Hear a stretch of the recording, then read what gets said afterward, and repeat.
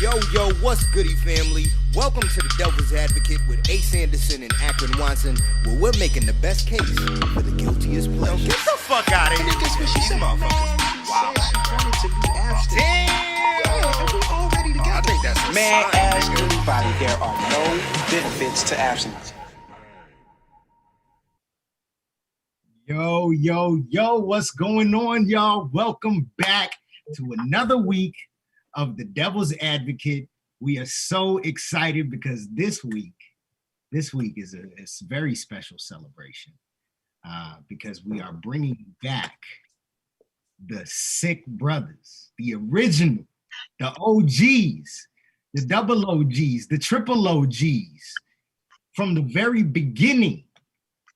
The men who started it all, my brothers. Yo, we're all here and we're finally having a reunion. It's been 10 years since we actually got together, and luckily because of, fortunately due to the pandemic and because everybody is now Zoom savvy, we are able to now have all of the brothers together on a Zoom conversation.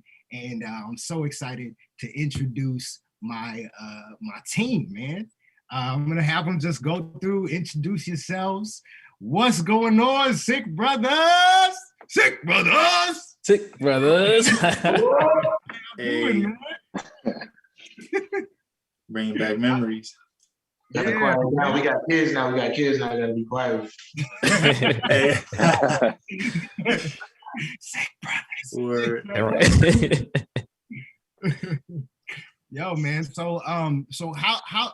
Let's start, Mike. I'm gonna start with you. How's it been, man? Who are you? Tell the world who you are, and let's get started. All right. Wow. Starting with me. Okay. What's up? I did not fuck this up. Here we go. It's been great. You're talking about 10 years now, boys. Yo, it's been 10 years. We've all come up really well in 10 years. Things have been good. I live in West Palm now. I work as an airline pilot, so I finally accomplished that goal a couple years ago.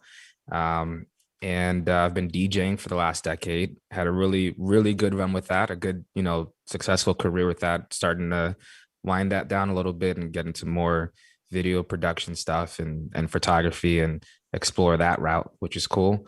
And yeah, I mean, honestly, it feels like yesterday we were all just hanging out at some Taco Bell or McDonald's drive-thru at 4 a.m, rapping over some beats. You know, it's crazy. I don't know if you remember, but you're the one that actually gave me the nickname Mike Wise. I don't think you remember that. Yeah.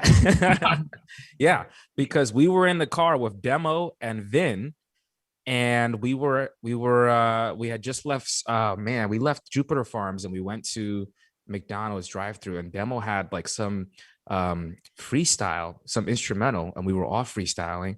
And I remember this is our junior year of high school, I think, actually. And you were like, I'm gonna pass the mic over to Mike Wise, likewise. You said something along like those lyrics. And I feel like everybody was like, oh, that's it. That's your name now. Oh shit. I didn't know that. I had no idea. That's a great story. All these years, that was just a drunken night for me. So. Oh, well, speaking of drunken nights, I can't wait to talk about that because, 10 years ago, I wasn't drinking, I wasn't smoking, I was super straight edge. And so I'm really interested to see, what I'm interested to talk about all of that and the stories that you guys have and my stories in reverse. So, Vin, what about you? I'm in Ithaca, New York, trying to get a PhD in literature. And then we'll see what's good after that. Everything should be good after that, man. Word. Yeah. Facts. What do you mean trying? Are you actually doing it or you trying to do it? I mean, I'm writing this dissertation. It's like the longest thing I've ever written. I don't know where I'm going with it, but it will be done. All right. Where's it starting? From the beginning. Good place. Hey, we're up to about like 200 pages. It's about to be done. it's gonna be done. Wow. Yeah. That's a lot, man. You've always been like just in school, still in school. Like school was Yeah, college for the past 10 years. That's a lot. I was done after the what is it? How many they make you go through? 15 years of school? Just Isn't it like 12? to get to but through college, with college as well. 16, I guess. Yeah, I guess so. 16 years of school, which is too much. Yeah, that's done. I was done after And now I'm that. doing overtime. There's nothing wrong with being a lifetime learner. Hey, Facts. Right. It's called college 13th grade. I ain't making that joke no more. word. Yo, Ernest, what about you, man? What you up to? Tell the world who you are. What's happening, guys? I'm gonna just switch to the view here. Yeah, I kind of feel like the sick brother's stepchild, because I feel like I only had like 1 or 2 times where I connected with half of you guys. Because I lived in Miami where most of you guys were living in Palm Beach, and I only connected with Adam, or now Ace, when he came to New Jersey and New York. But it's great to be here with you guys. I think, long story short, it's basically been going from Miami to where I grew up and going to New York, and I've been in New York ever since for the last decade. Going to the new school, NYU. I was a dance professor. And I actually was a minister for a good 3 years, full-time minister. And now I'm going back into the arts. And I know I connected with Akron actually during that time in New York. But that's, yeah. Oh, I can't forget, I got married and I'm a father. Okay. So my daughter turns 2 next month. So Yes, Wow. congratulations. Wow, that's great. Yeah, that's awesome, dude. Awesome. I want one. All right. And what about you, man? So right now I'm a personal trainer and nutritionist.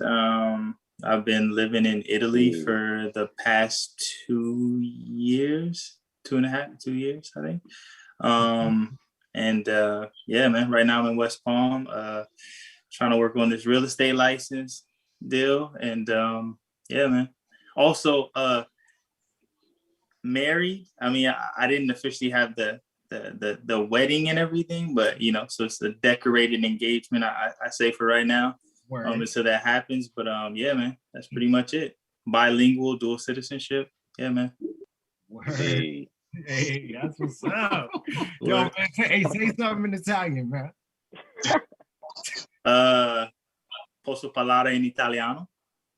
Facts. Yeah, let me get some of that. Yeah. A little bit, a little something, dog. A glass you know? of wine at the end too. Hey, I should have had some vino here, man. I should have had a little bit of vino. Set me straight. But yeah, man, that's it. So life's been good, man. Can't say gotta say I'm blessed for sure. Raya World. Whoa. Goody. What's up, man? What's up, everybody, man? It's nice to see everybody again, for real. Man, I see what everybody's doing, and I love it, man. Especially my boy Jeff over here, man. You'll fight the shit out of somebody. Excuse my language. Thanks, man. I appreciate it. Yeah, bro. Listen, man, we listen, bro. If anybody ever tried us, bro, we're the wrong ones, bro. You're the wrong ones. I don't know, man. I think Vin could kick my ass any day. Right? I realized that was the last time I saw you too. Yeah, right? That was the last time we saw each other, was for doing that fight video up in some random place in Orlando. Yeah, like a parking lot. Yeah, right? Yeah, getting lost. Yeah, man. But yeah, bro. Listen, man.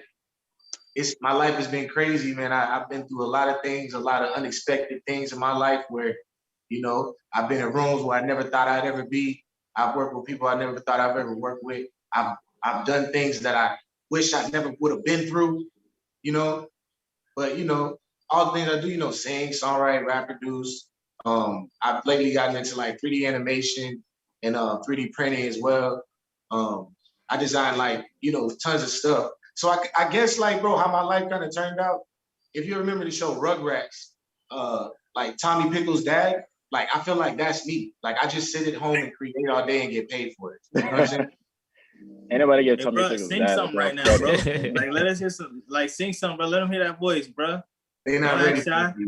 They not ready for me, B. They not ready for me, B. Let Yeah, them, let come on, them, man. So you know what I I sing? can't, You know what I I can't let them have it like that. you know what I sing every day, bro? Almost every day.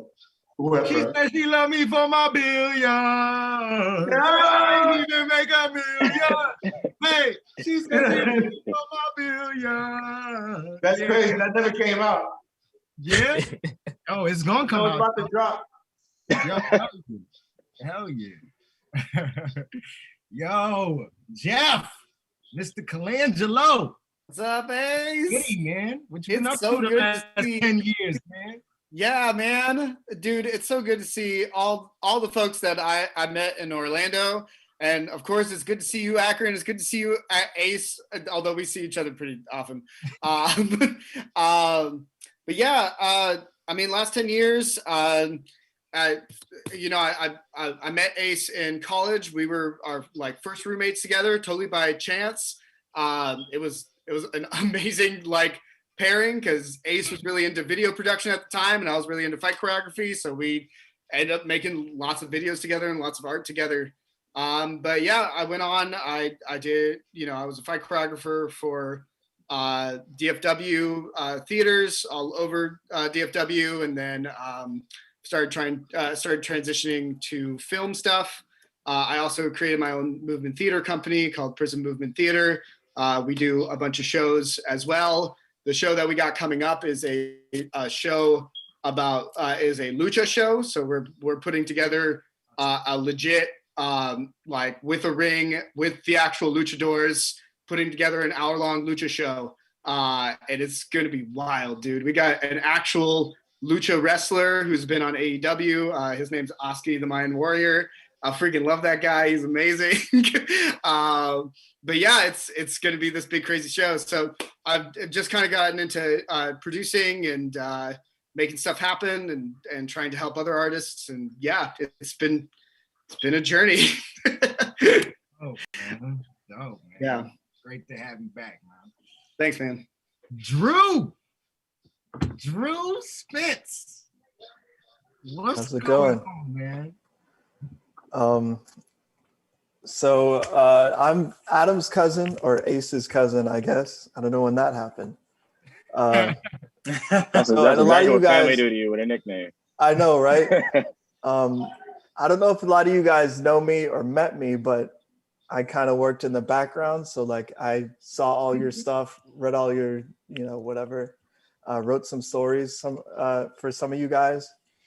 But anyway, I went to school for psychology, became a counselor, decided that wasn't the route I wanted to go, then went into IT. So now I'm living in Arlington, Virginia, right outside of DC, working for like government contracting. Cool. Nice, man. Hey, Demo, yo, what's yo, good? man, what's going on, man? This is a crazy party. It's Yeah. wild. What are chips? Yeah, I'm in Miami right now, man. It's been like a couple of years I've actually been down here.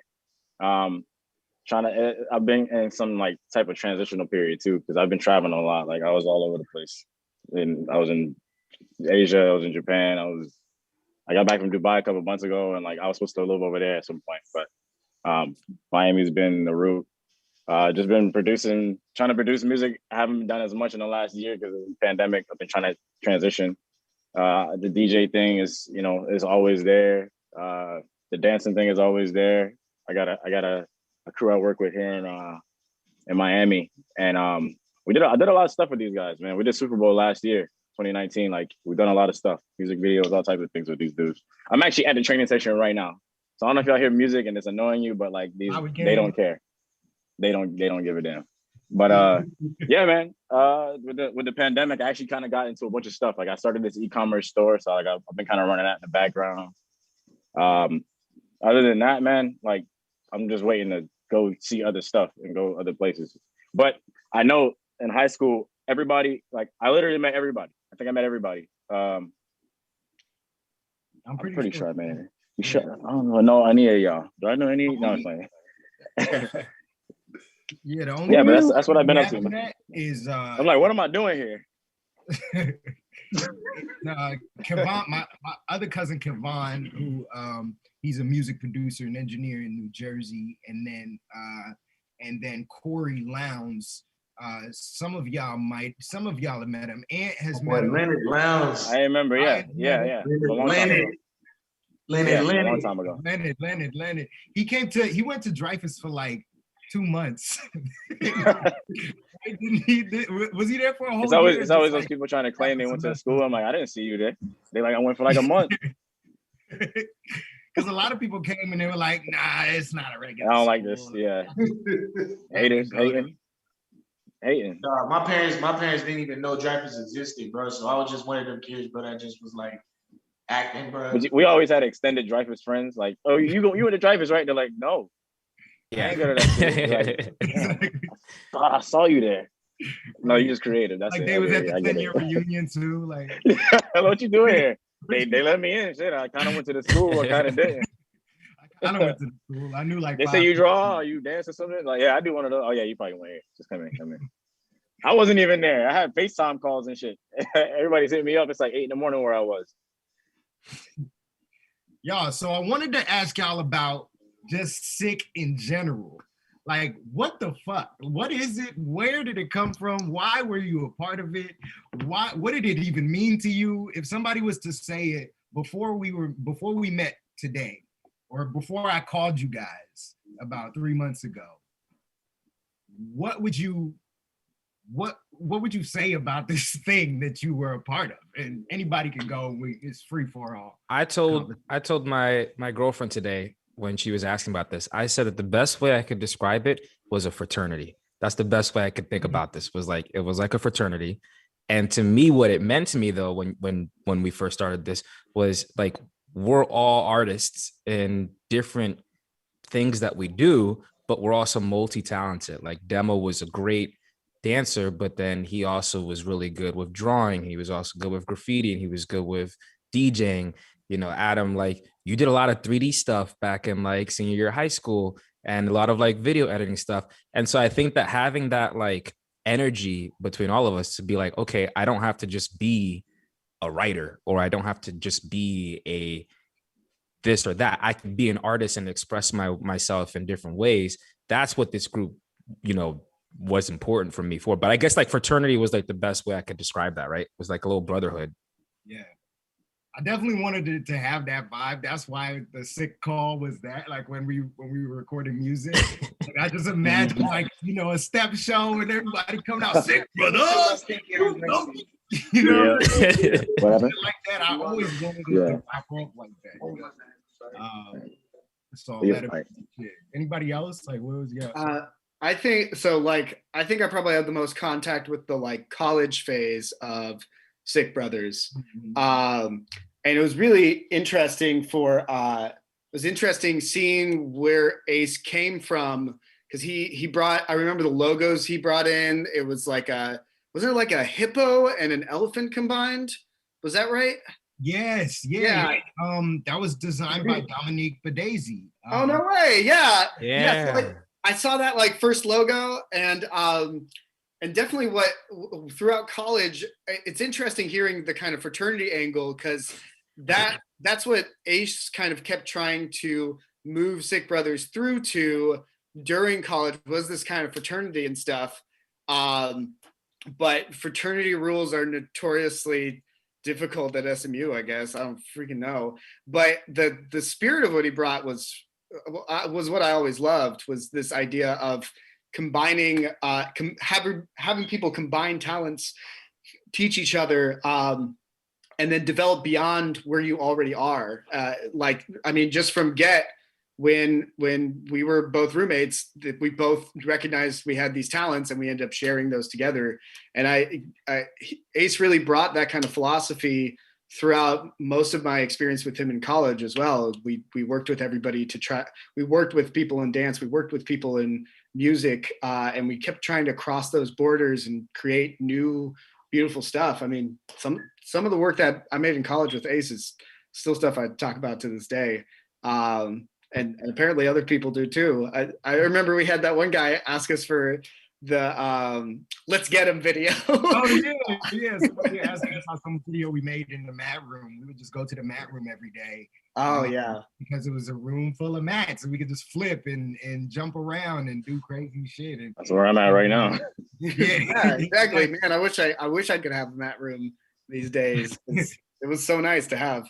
But yeah, and then it ended up it really ended up kind of evolving. The like kind of late stage that I remember of it was when the Striped Heart came into play, and we ended up actually doing some shows. I remember the one at the Lizard Lounge where Ace actually made a poem for me based off of, like, I just wrote a prose monologue, and he literally, like a fax machine, changed that into poetry. It was amazing. Like, I've never seen anyone do that before. We're like, it went in one end and it went out poetry the other. Yeah, and so I ended up doing that poem, but the whole idea of the poem was it didn't sound like a poem at first, and then became one after that. And we unfortunately were too good at that, and they legit thought I was some guy that came to ruin Akron and Ace's show. I like interrupted and just like drunkenly babble in front of everyone, so they booed me off the stage before I could finish my poem. Oh my gosh. Tell them to like stop, like slow down. In your defense though, it was like you were like separate from a whole different production. There was a whole production waiting on the side. Exactly. And they saw us and they were waiting for us to come on, and you just looked like a person who I looked like some random guy that, it was intentionally staged that way. I looked like some random guy that interrupted it, and they were into the show. And so I came in and interrupted, and they all like hated me for it. I'm so sorry, dude. No, dude, that's honestly one of my treasured memories. I love that kind of stuff. I love it when the audience just goes whole ham into something. Ryan, what about you, man? Man, I've been waiting for my chance to say something, bro. Man, I've been thinking all this whole time, man. But for real, bro, I'm gonna be real with y'all. Listen, the way that I found out about Six Brothers, man, was a legendary story of Ace Anderson, man. Adam Anderson, you know what I'm saying? Like, I don't know how I seen this man on the news one day. I don't know how old I was, but I saw this man on the news do like some poetry. And then somehow he was at my high school. And then somehow I missed his first show at Royal Palm. And then everybody told me the next day, like, yo, man, like, Ace, I'm not gonna say Ace, they say, they said Adam. You know what I'm saying? But they said Adam, and then, man, I'm like, what, him, bro? Like, this guy? Then I realized, I was like, yo, that's the dude. No, what? He's nice, he's crazy. And then I never seen him again. Nah, I'm just playing. But dog, I never seen him after, like, I think maybe like a year or two, because I moved around a lot due to my behavior. And I ended up going to Seminole Ridge, and I got kicked off the football team because I had a 1.9 GPA, and there was nothing else to do but theater. So, and I was in chorus too, so I was doing that as well. But I did theater, and then we ended up going to districts. And then who do I see at districts? I see Ace Anderson at districts, man. And guess who else I see at districts, bro? Guess who else I see at districts? Tattoo Toe. Tattoo Toe. Toe, bro. I see them at districts. And then, man, like, I thought that we worked so hard on what we did. We did High School Musical. I was Chad. I know I'm not light-skinned, but I was Chad. And bro, listen, bro, I thought we worked so hard, bro. And man, they swept it, bro. They swept that whole thing. And I was just honestly, man, it was a mixture between, Tony and Ace. It was a crazy dynamic that they was rapping, they was being creative.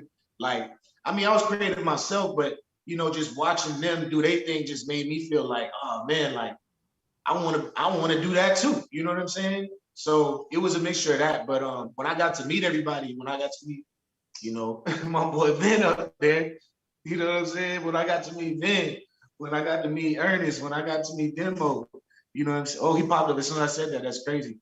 You know what I'm saying? Jeff, bro, Mike Wise, everybody, man, it turned into something where like I wanted to prove myself, you know what I'm saying? Like I wanted to be good enough to work with y'all, you know what I'm saying? And to the point where I stayed at the crib by myself with my dad and my stepmom and stuff. And I didn't invite nobody over, bro. And like one day I'm like, oh dad, like 5 of my niggas come, I didn't say niggas, 5 of my boys coming, bro. And bro, my dad was just sitting there like, it's like, nah, they coming, bro. They coming. Like that's how I felt about it. But yeah. Real, bro. That's real. Drew, what about you, man? Andrew. See, I was hoping you'd call on me last. But I think I joined S.I.H.K Brothers by default. At the time, I was living with you and your family, my aunt, and I just graduated college. Didn't really know what I wanted to do with my life. Kind of, I mean, who doesn't want to live in Florida? We don't have to worry about snow. And I know you're in Texas now. You guys just had some snow. But I was living there, and Adam was like, hey, let's go to let's see Vin. We go over Vin's place. Hey, let's get Ant. We pick up Anthony, and we go to like some park, then start like fighting, or like doing something crazy. So and then I was just there like, I don't really know what I'm doing here, but I'll at least kind of do whatever. But yeah, it was really cool. Just kind of trying to understand what was going on. I wrote a couple notes here. You guys had like fighters, dancers, people who were actors, people who did music, someone who did magic. I was kind of like, I don't really know what this is, like a conglomerate of just a random mix of people. And I realized later that it was just a bunch of creative minds getting together and creating something. I think the cool thing is that, we don't really have that. And, especially now there's a lot of these arts programs that are, losing money and all that kind of stuff. But you guys were like, we are the artists and we choose to get together and create something. I don't think we knew what it was at the time. We were just kind of like, hey, a lot of people can do a bunch of stuff. Let's get them all together. But looking back at kind of what you guys created and kind of the way that you guys have morphed into, I guess, what you are today. I know you're putting out music. I just thought it was really cool. And I was great to be a part of that. Word. Ernest, what about you, man? Yeah, man. It's interesting. I'm not sure what news clip Raya is referring to, but I think I know. Was it like the Fort Lauderdale news or something South like Florida that? Live. Yeah, You know which one it was, Ace? South Florida Live. Yeah, you and I. Yeah, bro. It was from South Florida Live, bro. Something like that, bro. And man, like that's when I first met him. But yeah, what you were saying though? I was gonna say, so how me and Ace met was through the National Young Arts Foundation, and we were 17 years old or something like that, and we only kind of got together every 6 months or every year, and had a new conversation and just got on where we left off, kind of like that. Right. And coming out of like a 17, 18-year-old mind and not experienced everything, but you think you run the world. And this idealistic point of view, which is totally necessary, we were thinking like the why of Sick Brothers. And I remember there was a like a Facebook type app for artists that we were trying to do. There was like a production company or a design company. But I think the why out of it all was really to, in so many words, make the world a better place. But we didn't, you know, that wasn't kind of like what we were thinking, or not what I was thinking, at least. It was more like, you know, let's just take over the world. Let's like imagine this utopian world of like gas free and like energy fueled, or Kanye West Wyoming ranch mindset. Like that's what we're trying to really look to, I guess, you know. So that's what I remember. Yeah, man. Ace is still looking at me. I'm still looking there. It's crazy. Like he's still trying to have his Kanye West compound. I just believe it's possible, man. I believe it's there's too many reasons why it can work to not try it. You know, like it just even just this, right? Like we had a group that didn't make a lot of money. It wasn't like we didn't know exactly what we were doing. We just wanted to create something, and like Ernest is saying, make the world a better place. When you have, if all that is your aim, that's all you need, right? You're just trying to make it better than than how you found it, right? Like, so I feel like what's the ultimate point of that? Like, if you can make things infinitely better always, then you can get to nirvana. You actually can reach it. But you do that through creative minds, through artists, through people who have this real unique perspective on life. And so I was always really fascinated with how other people saw life. How are you looking at it from your perspective? Because I started to realize, like, you know, very early on, I realized that my perspective wasn't the only perspective. It wasn't the most important one, nor was it the only one. It was very important, but so I realized that I was so naive to the world, and I wanted to cling to people that knew a little bit more about life than I did. And then hopefully the things that I knew about life that they didn't know, I could also show them. And so that's really what creating this team was about. Like, it's just, how can we, everybody's good at something. You good at something. You like doing something, and you're good for something, right? If you're good at something, then you're good for something.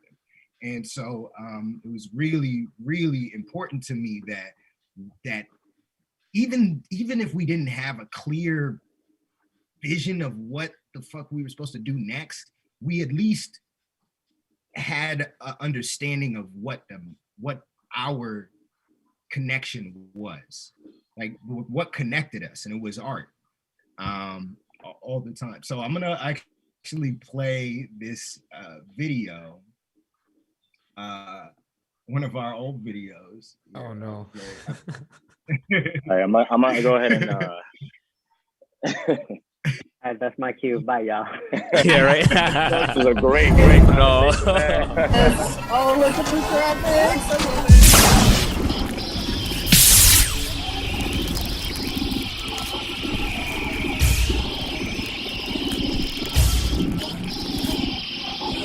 I'm like, oh no, what did we do? That long ass intro. This is the coolest intro, guys. My name is Ernest Baker II. My name is Adam. trying to get monetized on YouTube. Tony, Yante, Mike, Ryan Mitchell. And we are the Sick Brothers. Sick Brothers!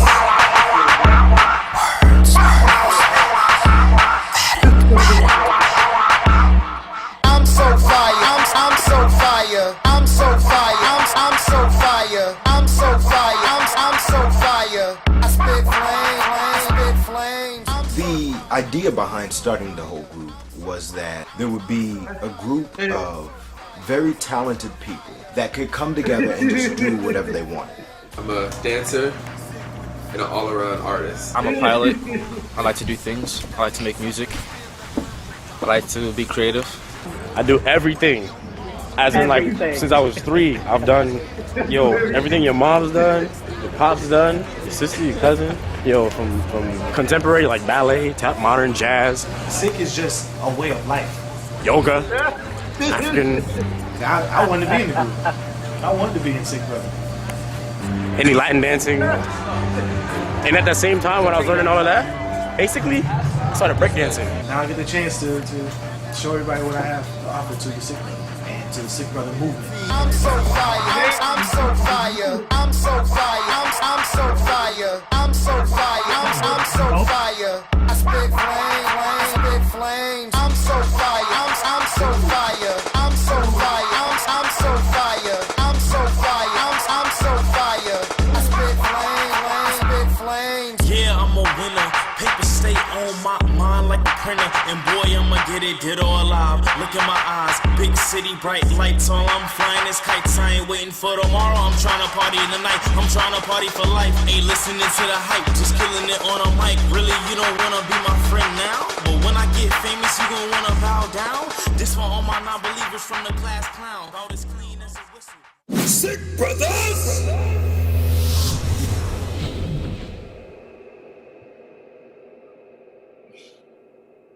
Let's go. Wow. My brain was like, when the hell? When did He said everything your mom's does. I was like, my brain was like, what? When did we do that? Did I do that? Oh my gosh. The other SiHK brothers, I just want to be a part of the SiHK brother for the rest of my life in the SiHK brother. Real talk, this dude is declared it. Declared his love. I was just like, look, man, I'm gonna be the same person forever, so it really didn't matter. But I was just like, when the hell did this happen? This is why I'm gonna have Alzheimer's. It's only been 10 years. I'm gonna have Alzheimer's. I'm gonna be like, when did it? Let's talk about that cold night, that cold ass night when we filmed that with Mike Wise, me, and that was cold. Yes. It was cold as hell. Demo was out there. That night was so Ernest, cold, did we bro. make? Is that us dancing together? And you know what I think? When the hell did we do that? When I think we watch some videos, I'm like, yo, we didn't know nothing about lights, like and lighting at all. No. We didn't think of light, nor did we care about tripods. Record. This is just press record. Yeah, no. We got a record button on it. Yo, that comes back to what is it called?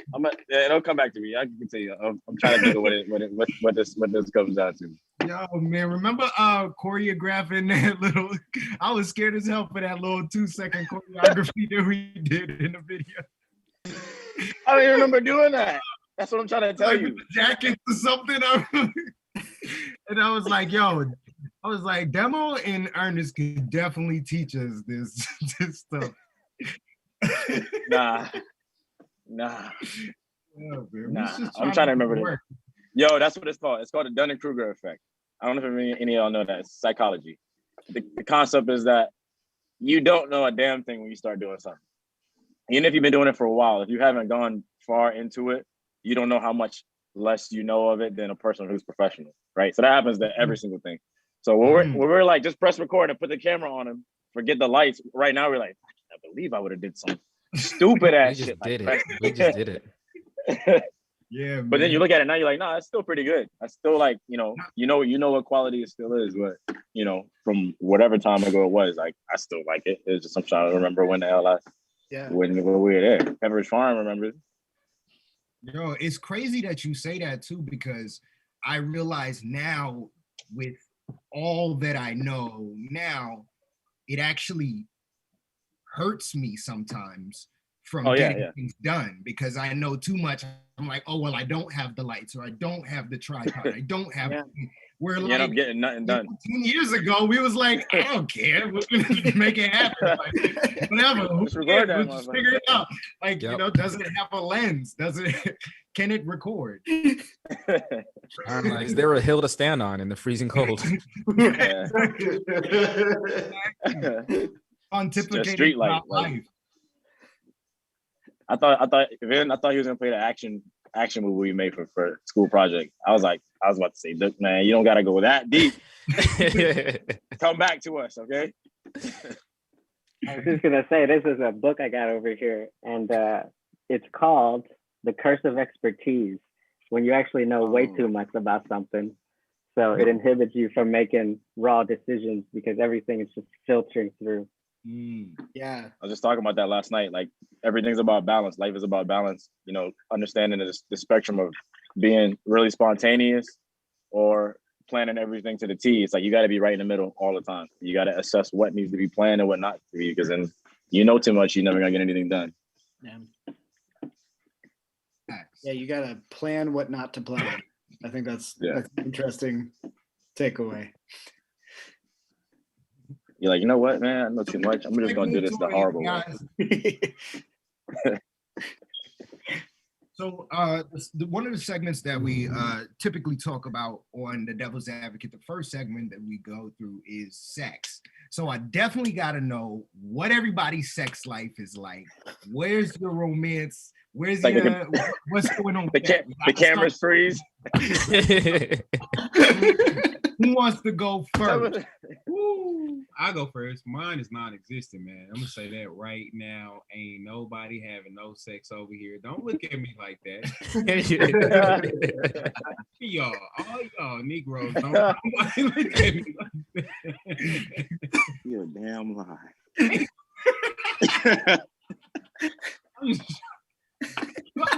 I have sex. I do not, man. I ain't having an ounce of skin touching my skin. So, but I thought that part of that was by choice, wasn't it? Yeah, part of it is by choice because it's the pandemic, man. You don't know. I don't know what's coming up in my house. That's strong. I mean, we don't got to talk about it right now. The reason is what's the real reason? What's the reason? What's the real reason why you're abstaining? Because Summoned. Hi. Anyways, so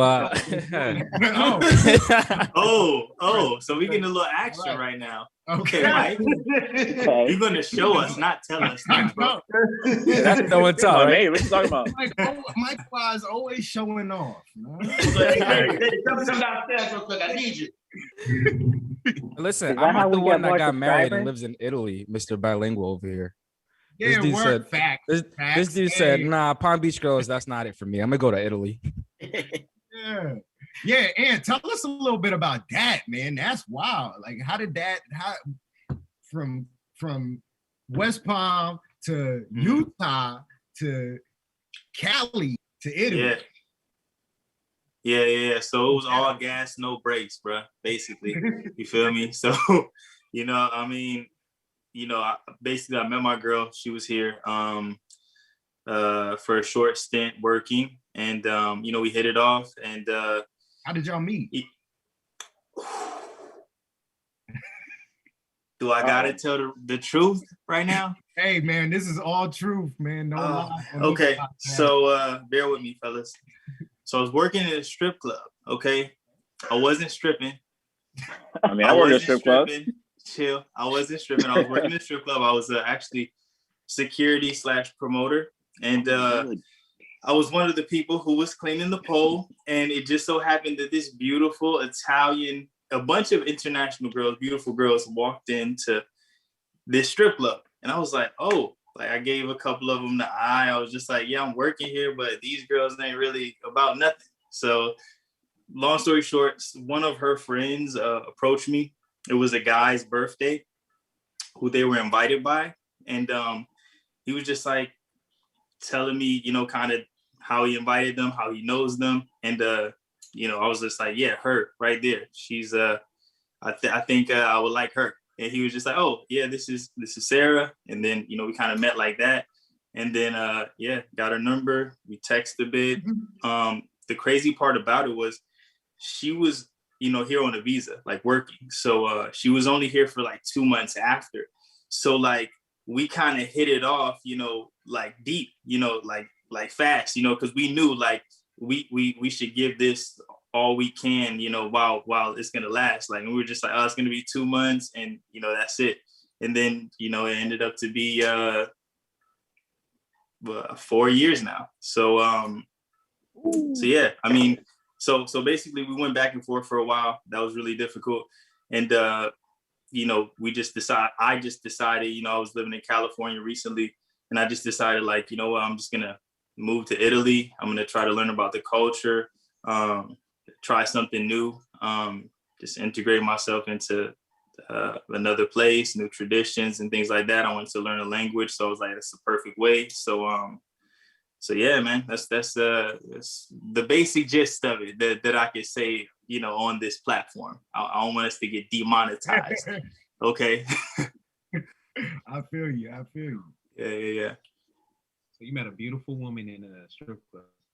Man, it's funny how that works, man. You know that Rihanna song, "You find love in a hopeless place." You feel me? Like, facts, man. I'm trying to get this window back, fellas. However, I have fallen in love with plenty of people in strip clubs. I want that.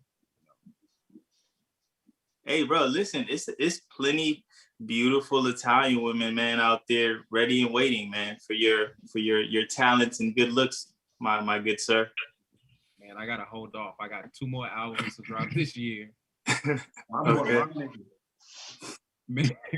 Man, Ace not playing, man. It's a workhorse over here, man. He running this show and talking to someone in another country, literally right now. Wow. Man, I'm trying to get this finger. But speaking of I think Adam mastered ADHD. Like, he mastered it in his mind. Oh, Jedi mind tricks, man. Yeah, he mastered ADHD in his mind. Okay, what's your superpower? Mastering ADHD. Like the medicine, all that. Hey man, we can't all be Superman. All right, who else, fellas? Okay, you know, it doesn't have to be sex. It could be a love life. What's the romance? Where's the love in your life coming from? I haven't talked to y'all in 10 years. I need to know. I want the deets. Yeah, bro. I'm gonna keep it real with you, man. Keep it real with you. Ain't nothing going down, bro. You feel me? Your boy. Bro, you got 2 kids. Stop lying. You got 2 kids. Stop lying, bro. Come on, man. Nothing's going down. You know what I'm saying? No, nothing, bro. Nothing at all is going down in these walls, man. You understand me? This is lockdown, complete lockdown. Wait, hold up. I'm in the same county as you. We ain't locked down. It get real out here, you feel me? This ain't no joke. This get real. You know what I'm saying? When you got 1 kid, yeah, you know, you can play let's go do this one day. Nah, when you got 2, man, the whole game changed, bro. The whole game changed. Nothing going down, bro.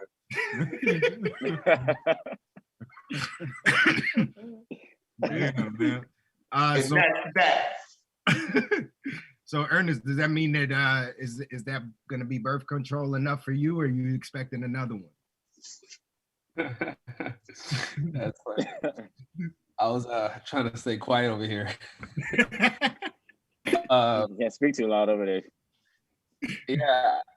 Yeah, that's a good question. I mean, yeah, Ryan knows what one is like. Any other fathers in here, or we're the only ones? I'm a daddy, but I'm not a father. Hey.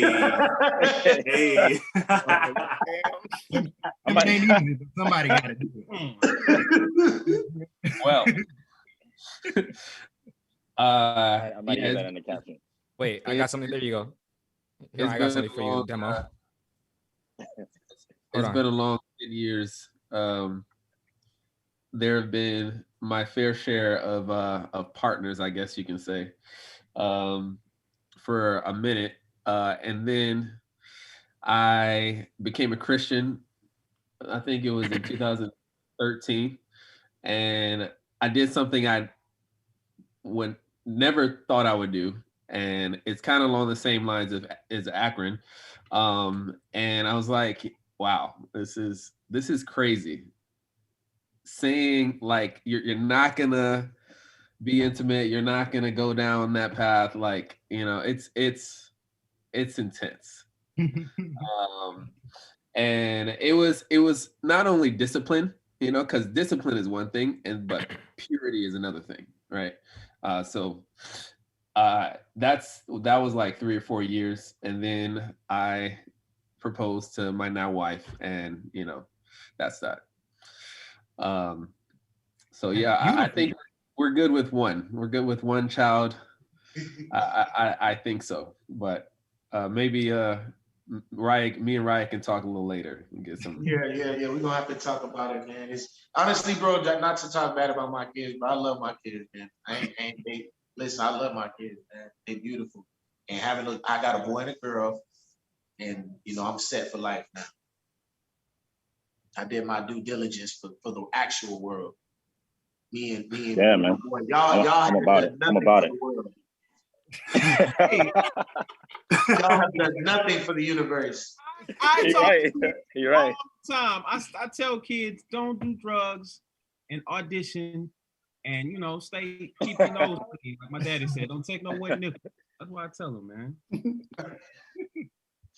Yeah, man. Word. All right, so the second part of of our show is our art segment. So I want to know, artistically, creatively, passionately, what is everybody up to? What are you doing right now? What have you been up to? What have you been developing? What are you most excited about? That's yours, like your personal own project. It could be anything, but your thing.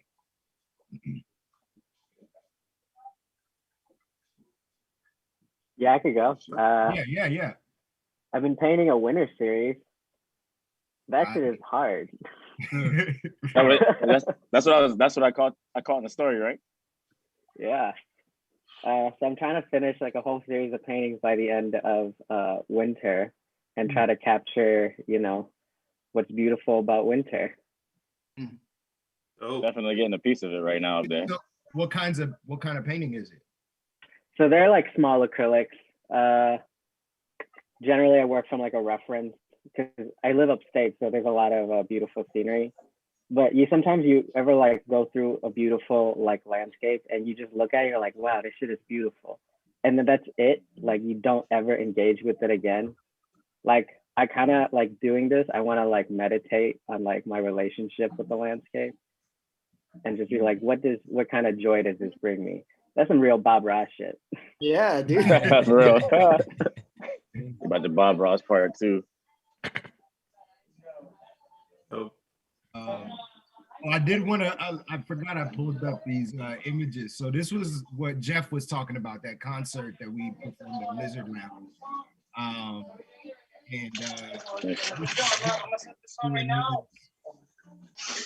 Performance, and then they apparently he was too good at it, and they booed him off the stage. Yeah, I think shortly after that they booed me off. I love that. Luckily, we got to finish out. This was really cool, man. This was my first time having like a concert performance experience. And it really felt like the S.I.H.K Brothers was like actually a thing, coming together to be a thing. That was a cool venue too. I mean, that was really honestly a pretty special show. I didn't even really appreciate. I wish I had appreciated that more when it was there. Yeah. But it's hard to appreciate.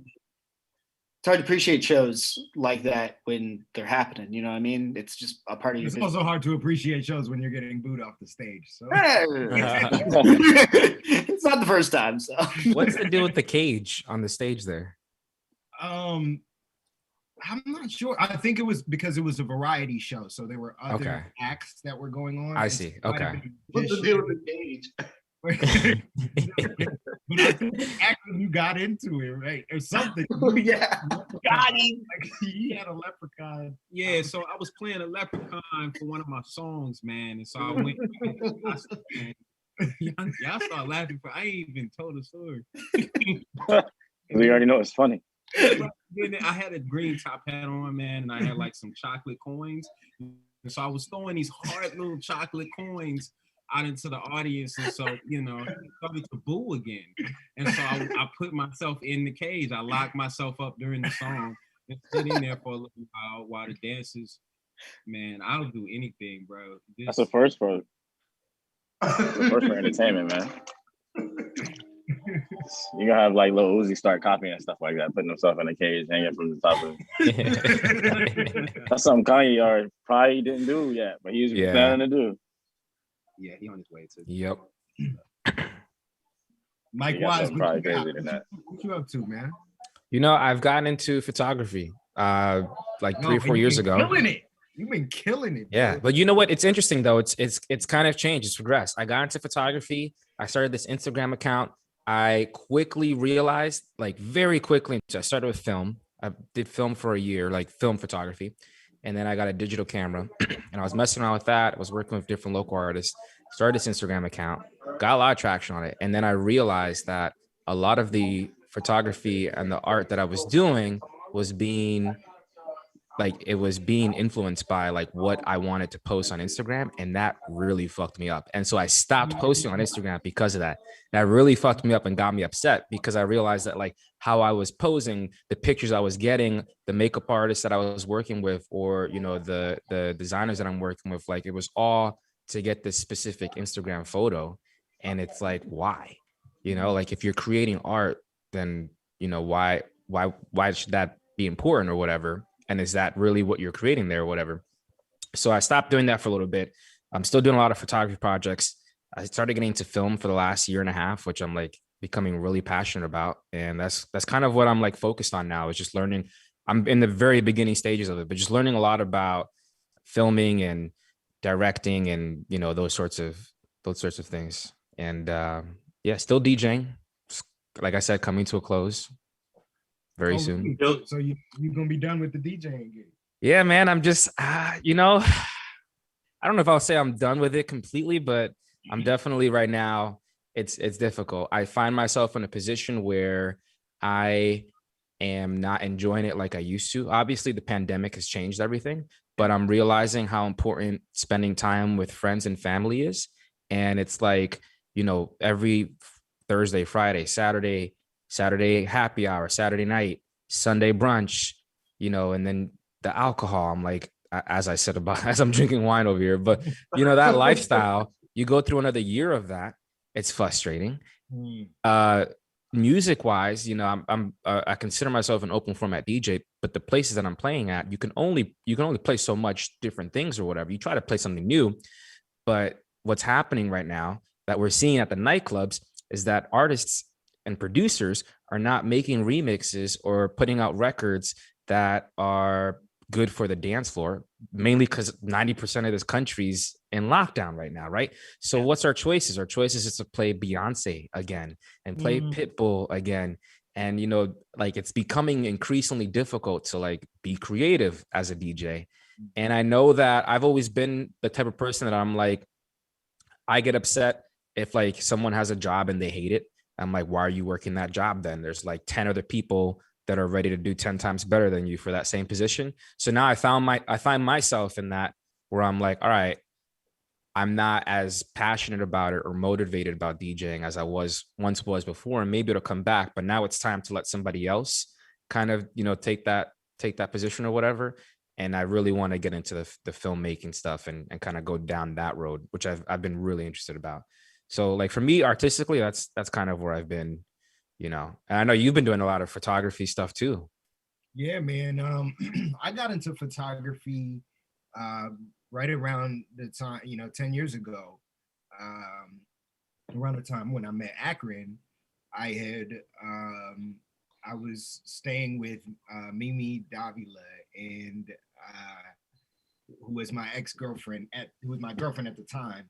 And Mimi. And word. That's how we reconnected, right, Ryan? Like yeah, that was one night we had another random. I guess we just meant to be in each other's lives. Because both times we linked up, like we should not have met each other. Like we didn't plan to meet each other when we linked up each time. Yeah, but we knew each other. Like it's crazy, bro. Like I feel like, bro, like literally, bro, like we the same person, bro, low key, bro. Yeah. But yeah, I got into photography because I was staying at Mimi's place, and because she was letting me stay there, and I was doing the regional play with Akron, I used that money to buy my first camera, or my first like photography camera, real DSLR, because I had the camcorder that I shot everything with.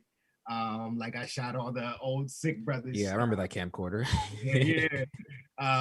And I shooting with that. And then getting the Rebel, I started to see more. And then Ant bought one. I got Ant to buy the same camera, and then Ant bought like a portrait lens too. And I was like, oh shit, portrait lens is fire, you know? And then I bought that.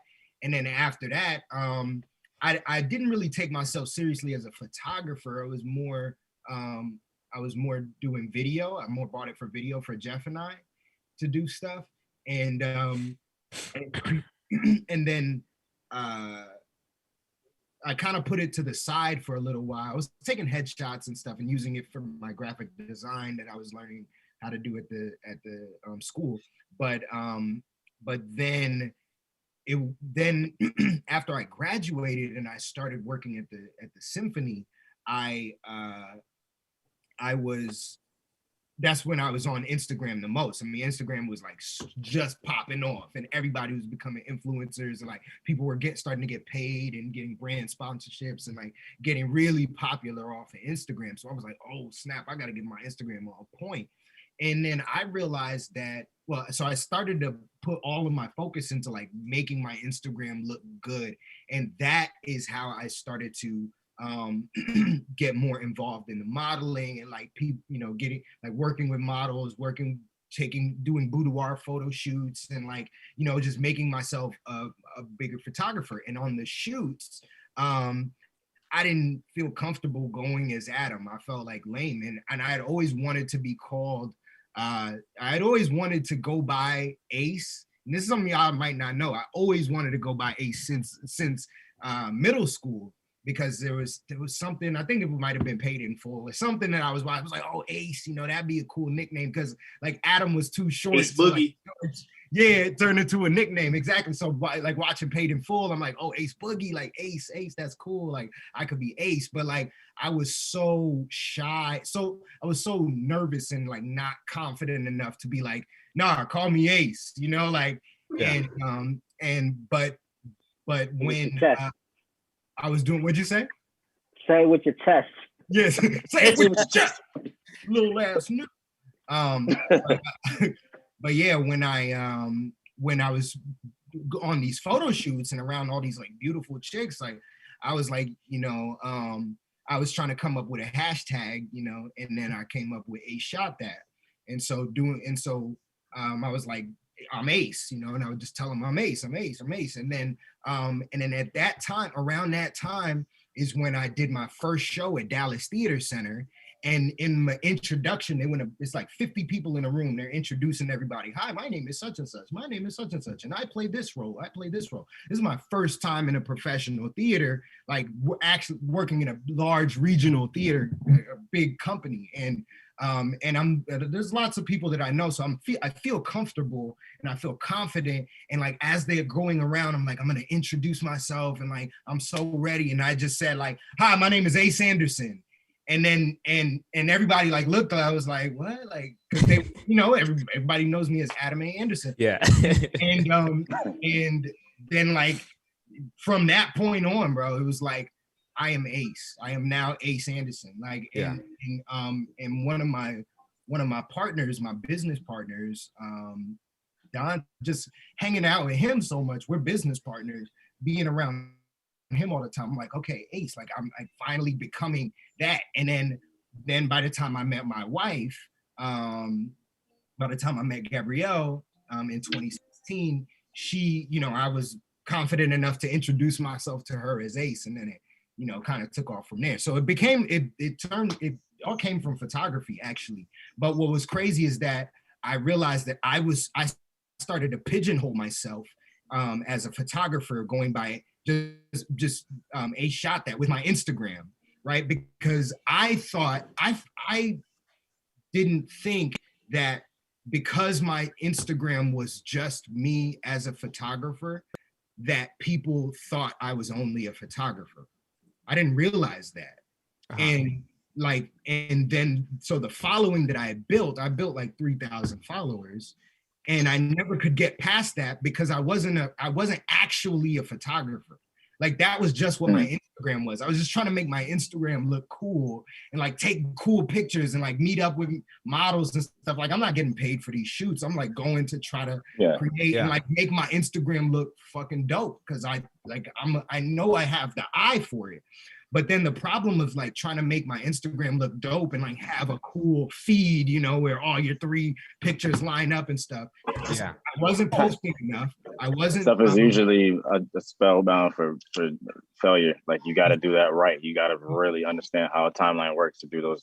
People barely keep consistent with that stuff too. There's just a lot of knowledge about social media you need for that. Down so much so that like, because I started getting G on to be on social media real heavy, and I don't know if you guys follow, but my lady, she is one great vegan. She is. That's right. Yeah, I follow that. She's been doing some great stuff.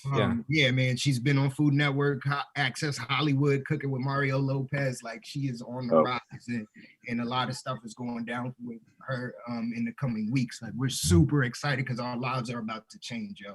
Like for real, y'all, Sick Brothers. Love to hear that. It's stupid, and then not to mention the album is dope. But anyhow, so watching. So I basically was met her and I was like, yo, I could make you Instagram famous. Like if you just do all of these things. And then she was like, no, I don't really want to be Instagram famous. I hate influencers. But then finally we found her niche. We found what her thing was. And then she actually did it, bro. Like she did all the things that I was telling her to do. And she freaking did it. Like it's now we are living. I am a stay-at-home husband. I live off of her. Bro, like she gets a $2,000 check for posting on Instagram. So like, it's just, you know what I'm saying? Like, so we're living good because she's being consistent. And so that's why Akron and I have been consistent about this show. But watching her do that, she would get, or her watching, her doing that and then watching me not get my following, not gain a following because I'm not being consistent. I'm trying to stay consistent with the 3, but the fucking 3 doesn't matter. Nobody cares what your feed looks like. Like they care if you're posting, care if you're consistent. And so I wasn't posting consistently because I was trying to be a photographer. And then literally last year, you can go back, scroll through my Instagram a year ago. It's 11:11, baby. She's sleeping.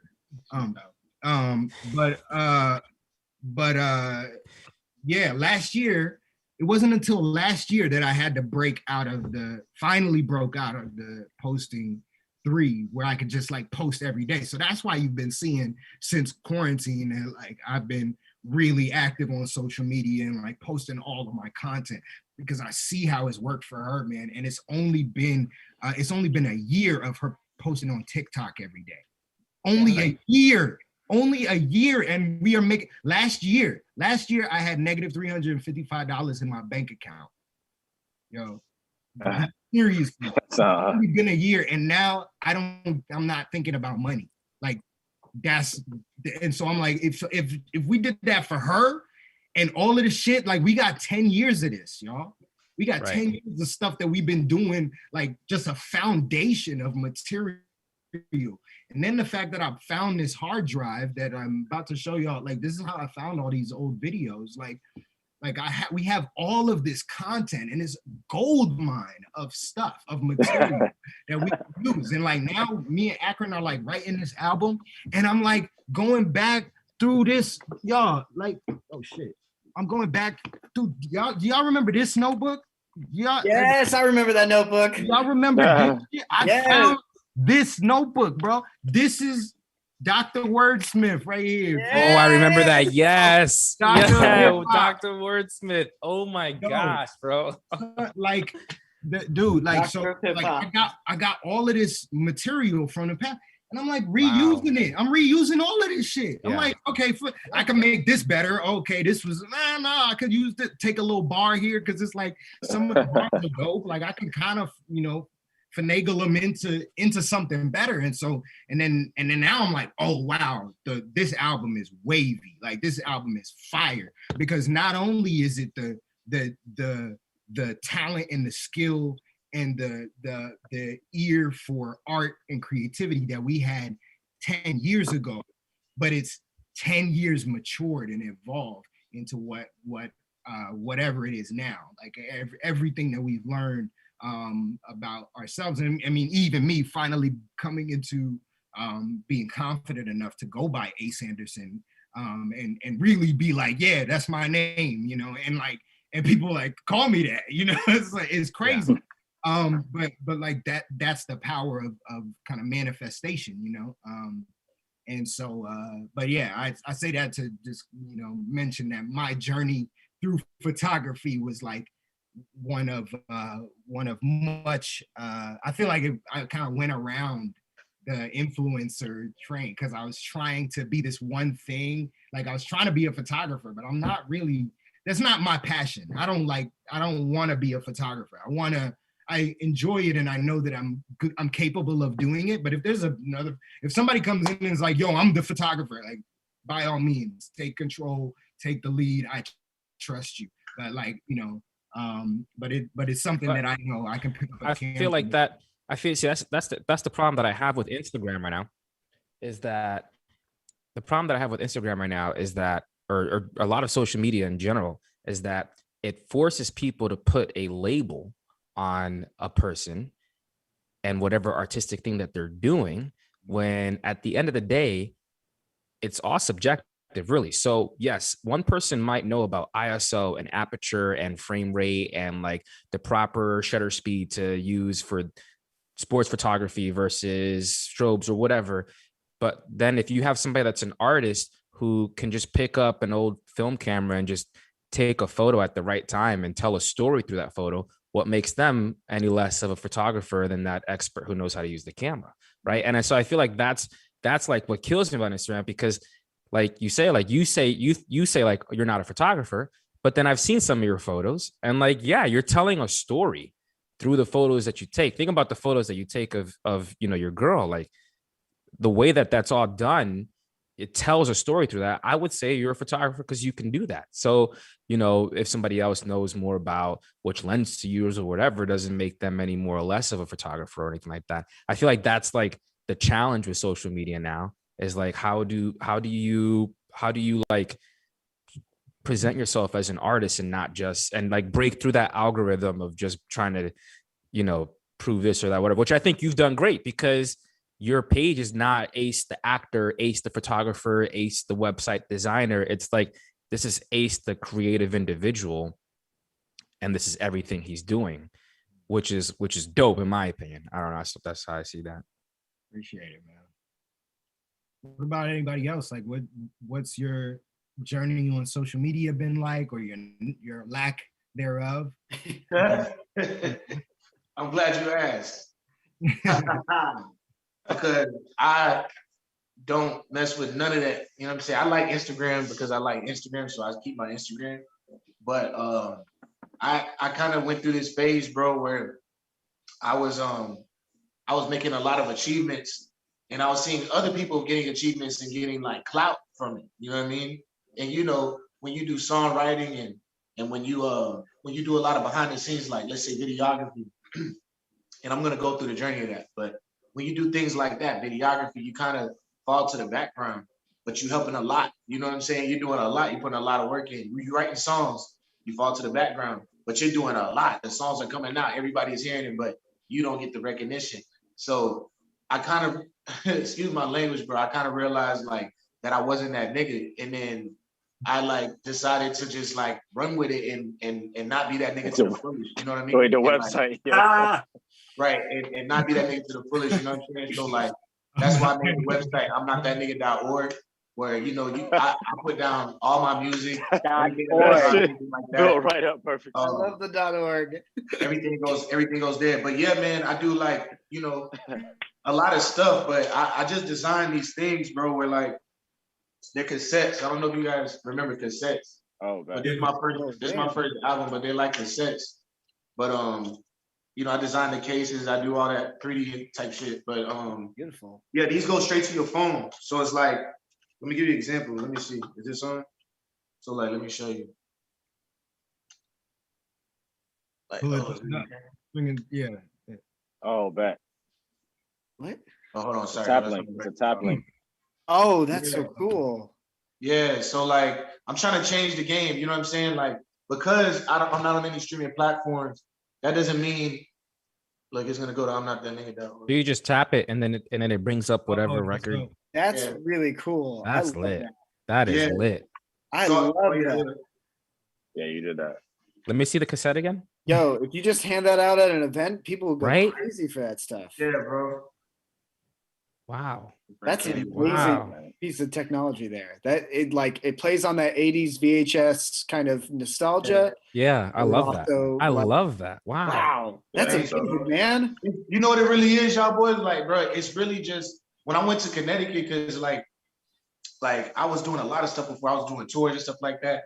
And when I went to Connecticut, I kind of was like up there by myself because I know y'all don't know nobody that came out of Connecticut. I know y'all don't know nobody that came out of Connecticut. Basically not. Except for like, a couple of groups, y'all know, but nobody's really up there like that. And, I kind of was in my room, just up there by myself. I was like, man, let me get into something. I got into 3D animation, and then I just started finding different ways to create, the things that I've always wanted to make. You know what I'm saying? I do I have a sculpture of my head that I sell for $50. Like I sold like 30 of those. These, I sold like 60 of these. I put out a single for $5. I sold like 370 of them.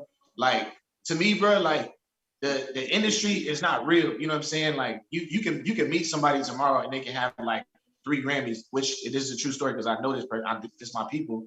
You can meet somebody tomorrow, they can, bro, in this game, you got to be ushered into your position. You feel me? You have to be ushered in. It don't matter what you do. Like you can do anything. You just got to be ushered in. And whatever position you at, you can fight for more. But you still, that's where you came in. You know what I'm saying? And I don't know where I'm going with it, but end of the day, It's a new playing field. It's a new playing field. I know where you're going with it. Like you know what I'm trying to right say? now, like I know, we know a lot of the same people, especially down here now. And Grammys don't mean shit. Look at the weekend. It's great. It's great. Like I don't want to comp out. Grammy is a good accolade. Like we've had this for so many years now.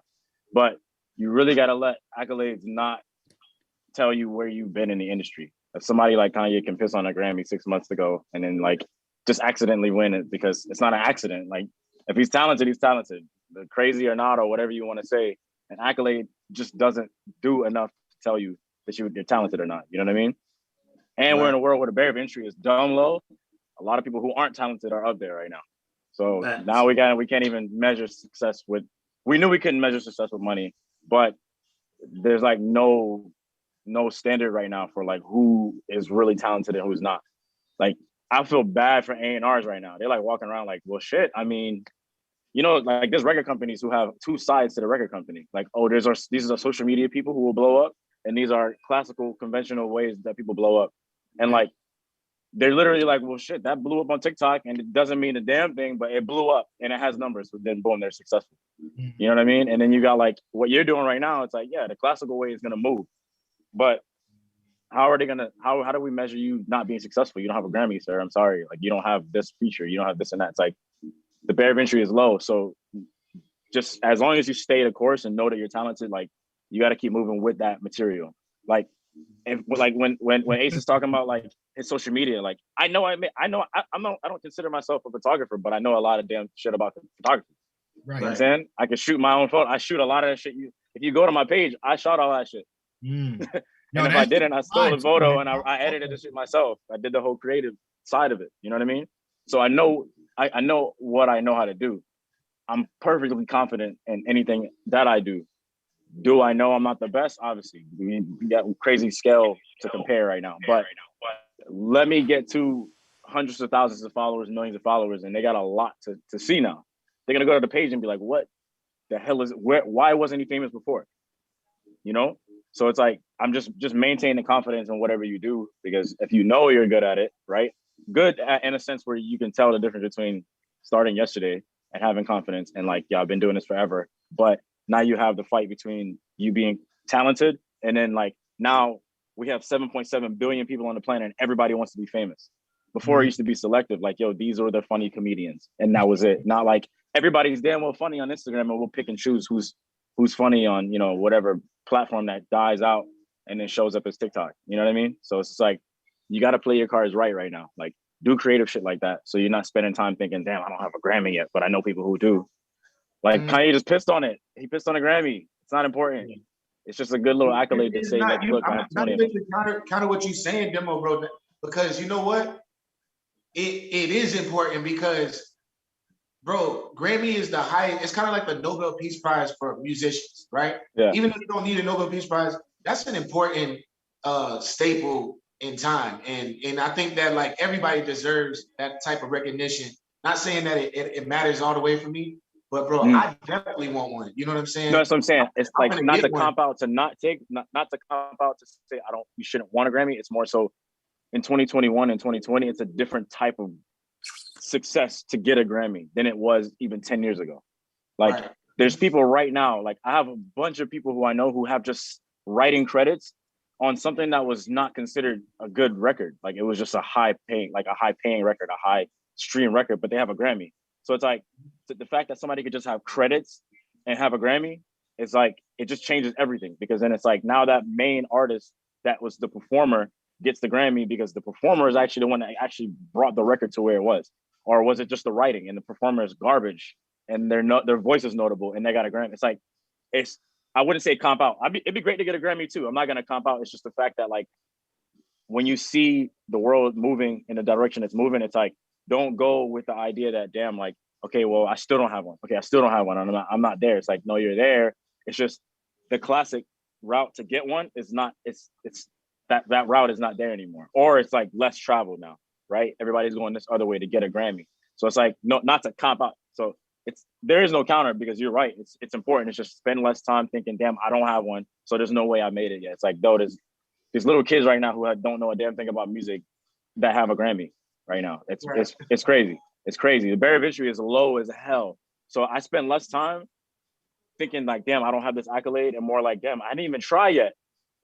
I didn't even try yet. They haven't even seen everything yet, type of thing, basically. Like now I have 100,000 people watch you right now and have them go, whoa, I wish I heard this record. I didn't know this person existed. That's what I get a lot. There's a book, and I think I talked to Adam about this the other day. There's a book I read called The War of Art, not the art of war, but the War of Art. And it actually helped me. It's kind of what you're talking about exactly. It's about being hierarchical and being territorial. So like when you're an artist and you're just beginning, you're just doing it because you love it and you're just doing it. You're just territorial. You're just like, yo, I'm gonna create, especially Adam. But nah, it's like, bro, like, you know, I want to create. And then it gets to a point where like you create it and people like it. And then you're like, oh, I don't care. I still just want to create. And then enough people like it to where like it starts changing. You notice it, and then it becomes like, all right, cool, I'll do it for you. And then I'm still gonna do my thing, and I'll do this for you, but I'm still gonna do my thing. But then it turns into a hierarchical thing where like you kind of forget that you need to do your thing. You know what I'm saying? Mm-hmm. And you can it's a duality in art itself. You have to choose between being territorial at times and being hierarchical. And true. You know, it's just dog, what you talking me, bro, what you talking about, bro, that's real, bro. You know what I'm saying? Like it's just because everything, no one's looking at what's changing right now. So it's making me feel like I see a bunch of different things that happen. I'm like, damn, I should have made that. Damn, I thought of that melody. Damn, why am I not on that show? It's like, because I wasn't in front of the people who would have put me there. It's not like I wouldn't have made it, because I know damn well I could do better than them. You know what I mean?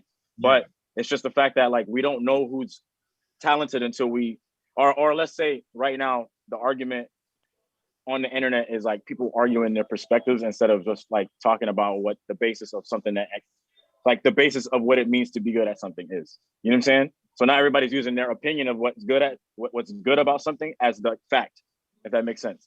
So they're like, look, man, this song is dope because they sold this many records. The song is garbage. They just sold a lot of records. You know what I'm saying? Like it's not, you know, and obviously art is interpreted however, so I'm just using the word garbage and negative, but in a sense that more people will agree that, you know, like songwriters would say that this doesn't seem to be written like you should write a song, like those words didn't really make sense, but it worked for this record.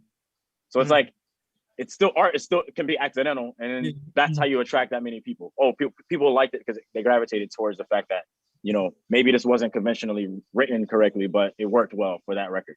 You know, I'm just using music as an example, but anything artistic, like people are forcing their opinions as fact right now, and that's what's kind of moving the all the industries forward. So somebody on TikTok can do this, and like they're getting thousands of dollars of checks. And like the crazy thing about TikTok to me, we're using numbers now to raise things now. Honestly, the crazy thing about TikTok to me is that it's run by AI, right? So it's literally a robot that reviews all of your actions. It can see everything, TikTok, and based off, so like, let's say you watch a video and you like it. That means something different than if you watch a video twice and don't like it, right? Like that, it's learning all of your movements and based off of what you watch. So the more you use the app or an app like TikTok, it curates your whole timeline. Yeah, it curates towards your whole timeline. But what's crazy about that, if you think about that, is like if you multiply that on a billion person scale, right, and say like I watched this video because it popped up because my friend who is nearby watched that video, but it's not you searching for it. But also, like, so there's so many different factors that like they're playing on psychology. Yeah, so like everything is becoming. And you know what? You're curating the crowds. I actually appreciate that. I actually truthfully appreciate that. You know why? Because here's the thing: if something gets to my phone, right, and I watch it for a second longer or 15 seconds longer because I'm interested in it, and the algorithm can figure out, okay, Mike likes King Bash comedy videos more than he likes random 16-year-old dancing a fucking TikTok track or whatever, and so it's serving me more comedy videos, then that makes my experience on the app better, but also now gives some random person who's probably getting into comedy the opportunity for their content to be displayed on my phone. So I do appreciate that part of the algorithm, and I only wish that like with Instagram and all these other social media like YouTube and all these other places that it was more like that, if that makes sense. I agree. I only mention it because I'm interested to know, like, okay, so if somebody does this move, right, and like all of a sudden it's on everybody's TikTok, like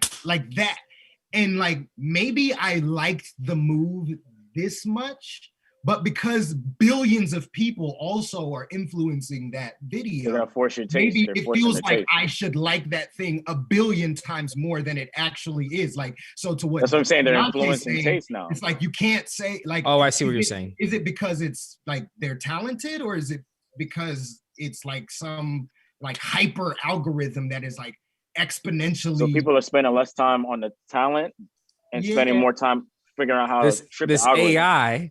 Yeah. All right, this AI is deciding what's gonna become popular for us now. Yo, we saw this movie 10 years ago, guys. Yeah, right. We fucking know how this shit goes down. We saw part 2 and 3 of it as well. Am I the only one here who's not on social media? I feel like social media is just a way of telling us what we should like. Kind of like, you know, how TV was back in the day, how it told us how we should act. I agree. Black Mirror. Well, the medium's changed too. Black Mirror. Yeah, the medium's changed. Because you got like we started out with TV and we couldn't interact, right? I always use this metaphor, right? We have TV, everything's scripted.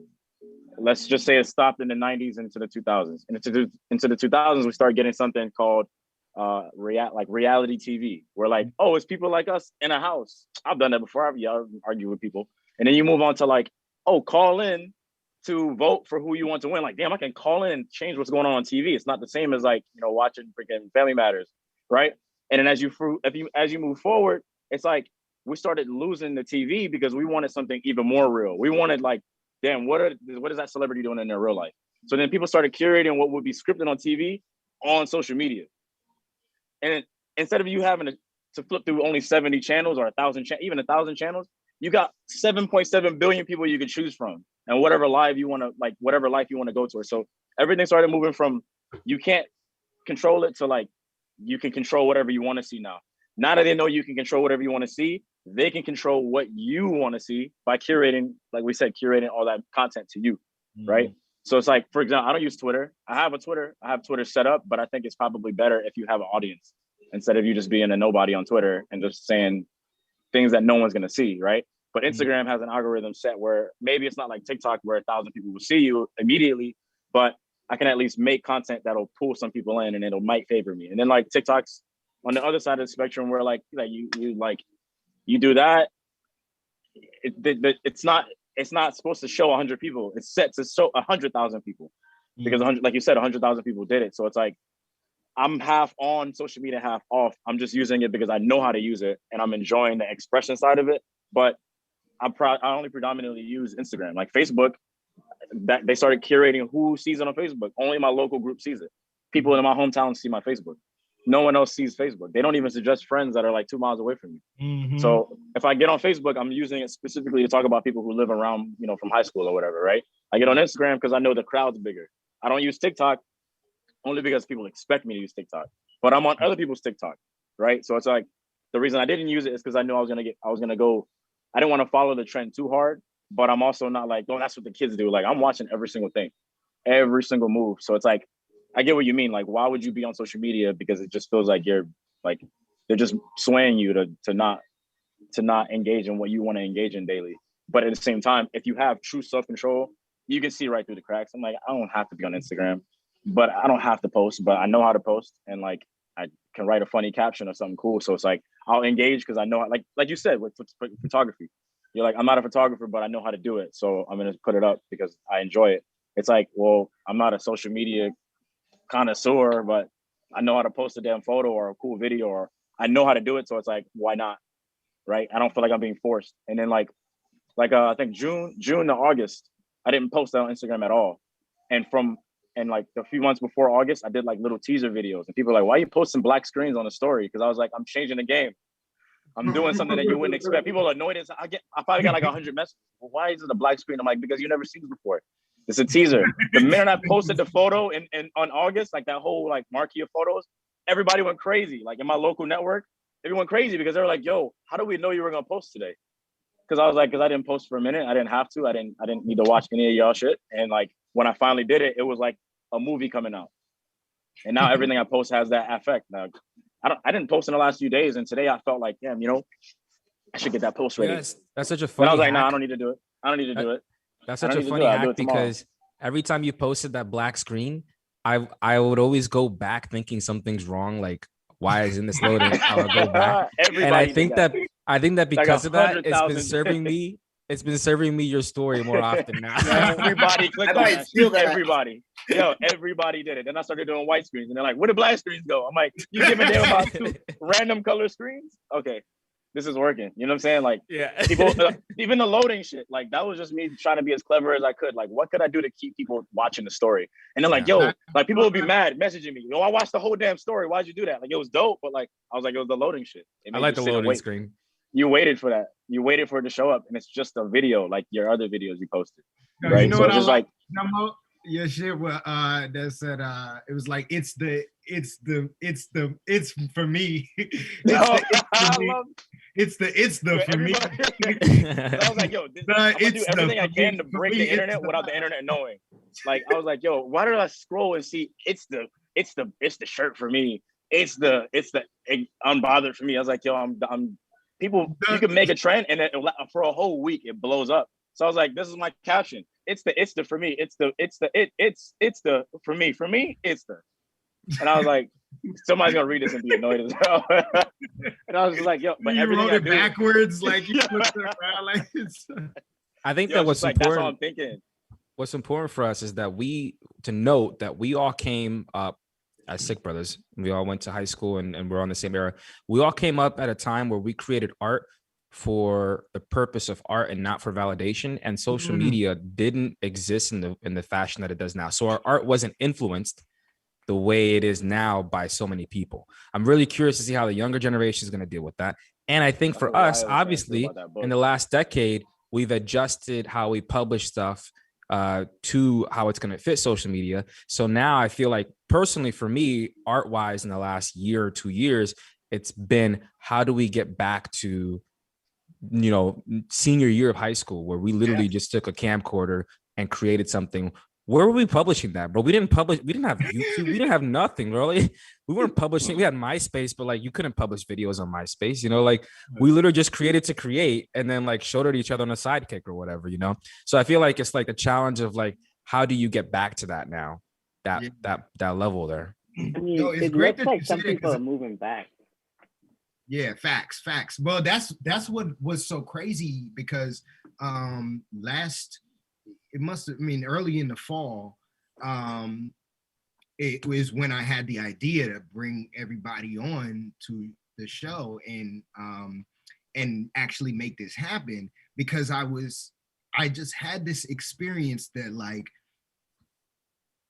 people in later in my life that I met later in my life were kind of falling away and weren't in my life anymore. And then people that I hadn't talked to in years, where all of a sudden I was having long conversations with them. And then especially then when coronavirus hit, that started happening more and more and more. And then me and Akron started talking every day. And then, me and Vin, I think, had a couple of long conversations, and me and Ernest had a couple of conversations, and it just, it felt like, for some reason, I feel like everybody from my past is going to come back into my life next year, 2021, and make a very big impact. Like, do something impactful for some reason. And I just started feeling like that. And then I found my hard drive. Like, so I've been holding on to this hard drive forever, for the longest time, since we were making videos back then. And for the longest time, I thought that it broke. I thought that I couldn't access it. I was like, oh, well, when I'm rich and I have all the money in the world, I can find somebody who can fix it and get all the footage off of here. But I had no idea what was on it for the longest time. And then I found all the footage, and I'm gonna actually show it here to you guys in a sec. But it's just bananas, really, honestly, to look back at everything that we've created over the years and realize, like, this is all here. Like, look at all this. Can't see it, so no.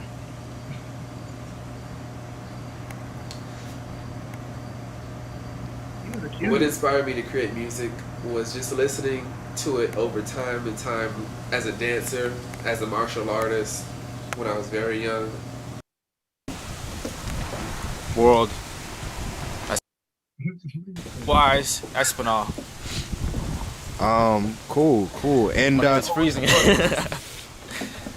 So Mike, who are you? I'm 19. I am an artist, raised in the Bronx, New York, moved to South Florida, and I'm a pilot. And I like to do things. I like to make music. I like to be creative. And know that I roll with 2 chicks all day on my side, left, right, yeah, side to side. Yo, I get it how I live it. Yo, you know that I will never quit it. I just get in it quick, and I'm fast, and I'm in give you whiplash. The glasses. Serious. Come on, I leave you delirious. I feel like serious. Always rhyme with delirious. Why they say that? Cause I'm a true lyricist. Yeah. Hey. Fooling around, right? He's laying it down. He's like, punch me in. Yo, the name is Demo. My name is Mike. Hello, my name is Ryan Mitchell. Her nickname, last name Rose. What's up to all the S.I.H.K fans out there, After making all of these hot beats every day, we decided it would be best for me to purchase a keyboard. So that way I could kind of have that physical sense in making beats, you feel me? It's 9 o'clock in the morning, man. I'm on my fashion shit. You see, I got my Smurf on. We is getting together to go get a fucking keyboard. That's how serious we are about this shit. I done drove over here at 9 o'clock in the morning to go find a fucking keyboard. I thought I was flicking on the fucking microphone. But instead, we on our way to find a keyboard. Yeah. So, run with your boy.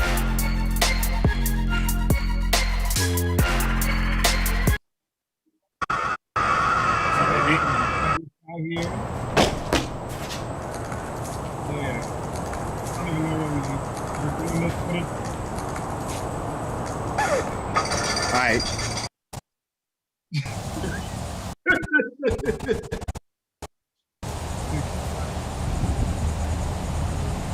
Man, where those shoes go?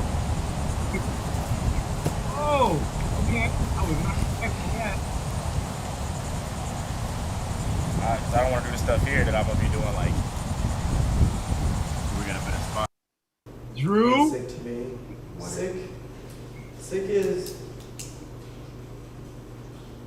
Sick is like a brotherhood, an organization. Yeah. Organization. You know, talented people that like to dance, like to. So glad I grew a beard. Oh, chill. You look like you're being interrogated, like we did something wrong. So you tell us. Bro, whose car was that? Yeah, whose car was that? Young Tone. The principal's car? Whose car is that? We have no idea. They're like, hey, get away from my car. Right. Hey, Tony was ready to spit the illest rhymes. Cliche. See, that was you the know, cold night right people there. come I remember together that to do night. what That they night love, was but freezing. That's really what it is, you know, because I want people to feel like life at its fullest, like true life, you know. I want people to experience that. Because I have my base over here. What's my difficult? friends over here. The difficult part is trying to readjust in the different scenarios, the different scenes. Because it's like, okay, I know everybody here. I know where to go. I know what's happening tonight. You know, different stuff. I can network really easily here.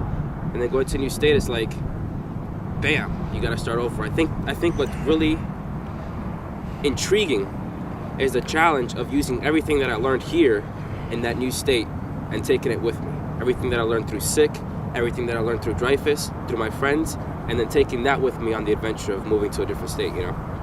Yo, you guys it's like, tell me about finally, my hair? now I get to use everything I learned for something, you know? Yeah, we were still learning about lighting back then. Get some oil, you know what I'm saying? Y'all let me go through high school with hair like that? Look at Vince here.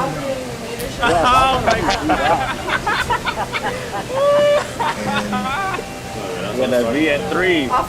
Maybe offering leadership opportunities while strengthening your character. The next Boy Scouts. Mike was over there telling us about taxes and shit. Like, signing up, getting the LLC. Like, okay, Mike Wise is keeping us legitimate. Where was that? Where were we for that? What hill was that on? House. It was at Vin's house. I was about to say, y'all at a random golf course. Oh, for this video, this was up at the park. What's the big park? Dyer Park. Yeah, you got the fake hills. I thought y'all at a random golf course. Like, hey, sir, get out of here. Oh, damn, what the fuck was this? 3, 2, 1. Oh, yes! Oh, yes! Yes! Jeff used to just be up in here all the time. Oh my god. Yeah, we used to just like try to figure out random shit we could do in there. That we would never use. Yep. You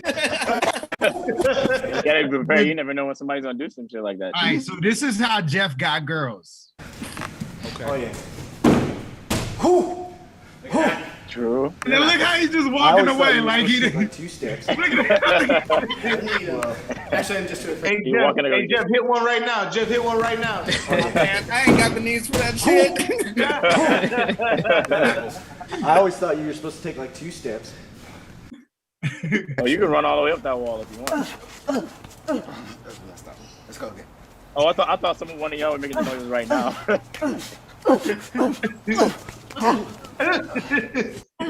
Yo, it's dope. With the counter.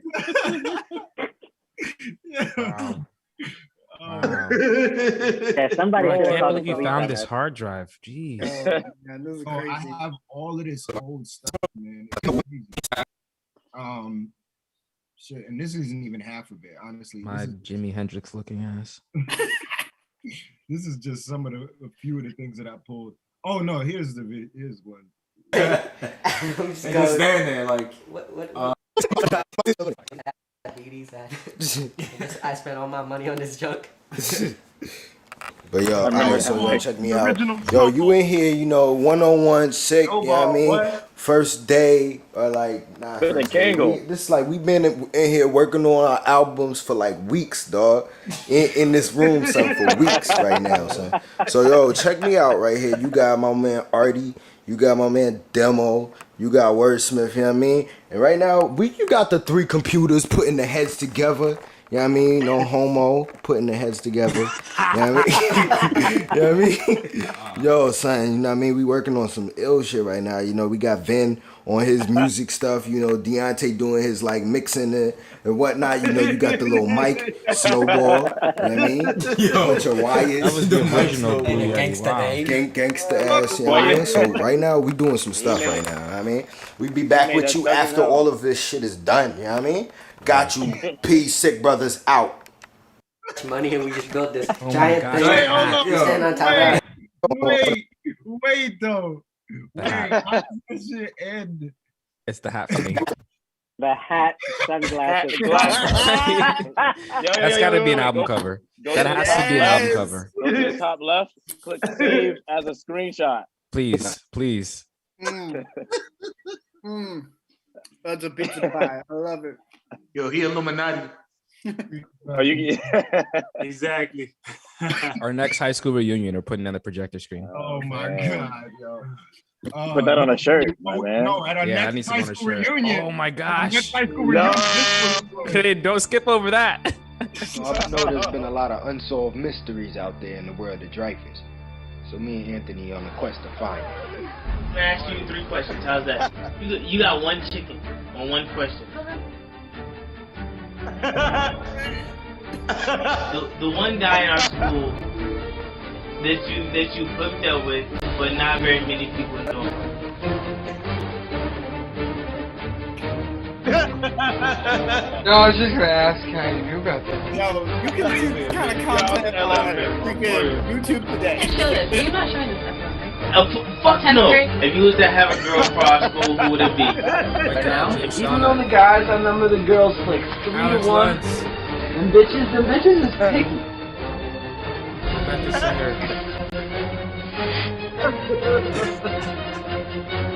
Nobody tell us color grip. Who's your legit friend? Yeah. Bridges burned. Finest girl at our school senior year. Mike Burkle. I just had to get that out there. You suck a good dick, man. Yo, Adam, she wanted you on New Year. Then one day, I woke up to a car and then we started making out. Oh shit. Oh, close up.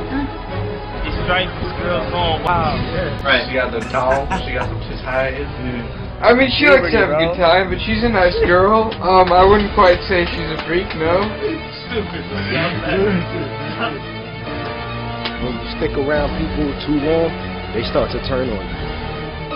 And you know what happened? I ain't even gonna say that. Man. I ain't even gonna see your ass like this. I'm on that red cup right now. Oh, no. I feel bad. Like, I guess. I've hooked up with it. I know you have. You have? Of course I have. Of course you have. Wow. Did you know that? What? Son, did you know that? Fucking I know that say it, shit ain't son. on Smack TV. What guy was the best guy you hooked up with from school? Love you, mama. You know what I mean? To the mamas out there. Yeah, I think it was watch the this MVP. video, please. So no one get offended, man. If you want to be on the show, man, just hit us up. You literally say our phone numbers, bro. Wait a minute. Tone.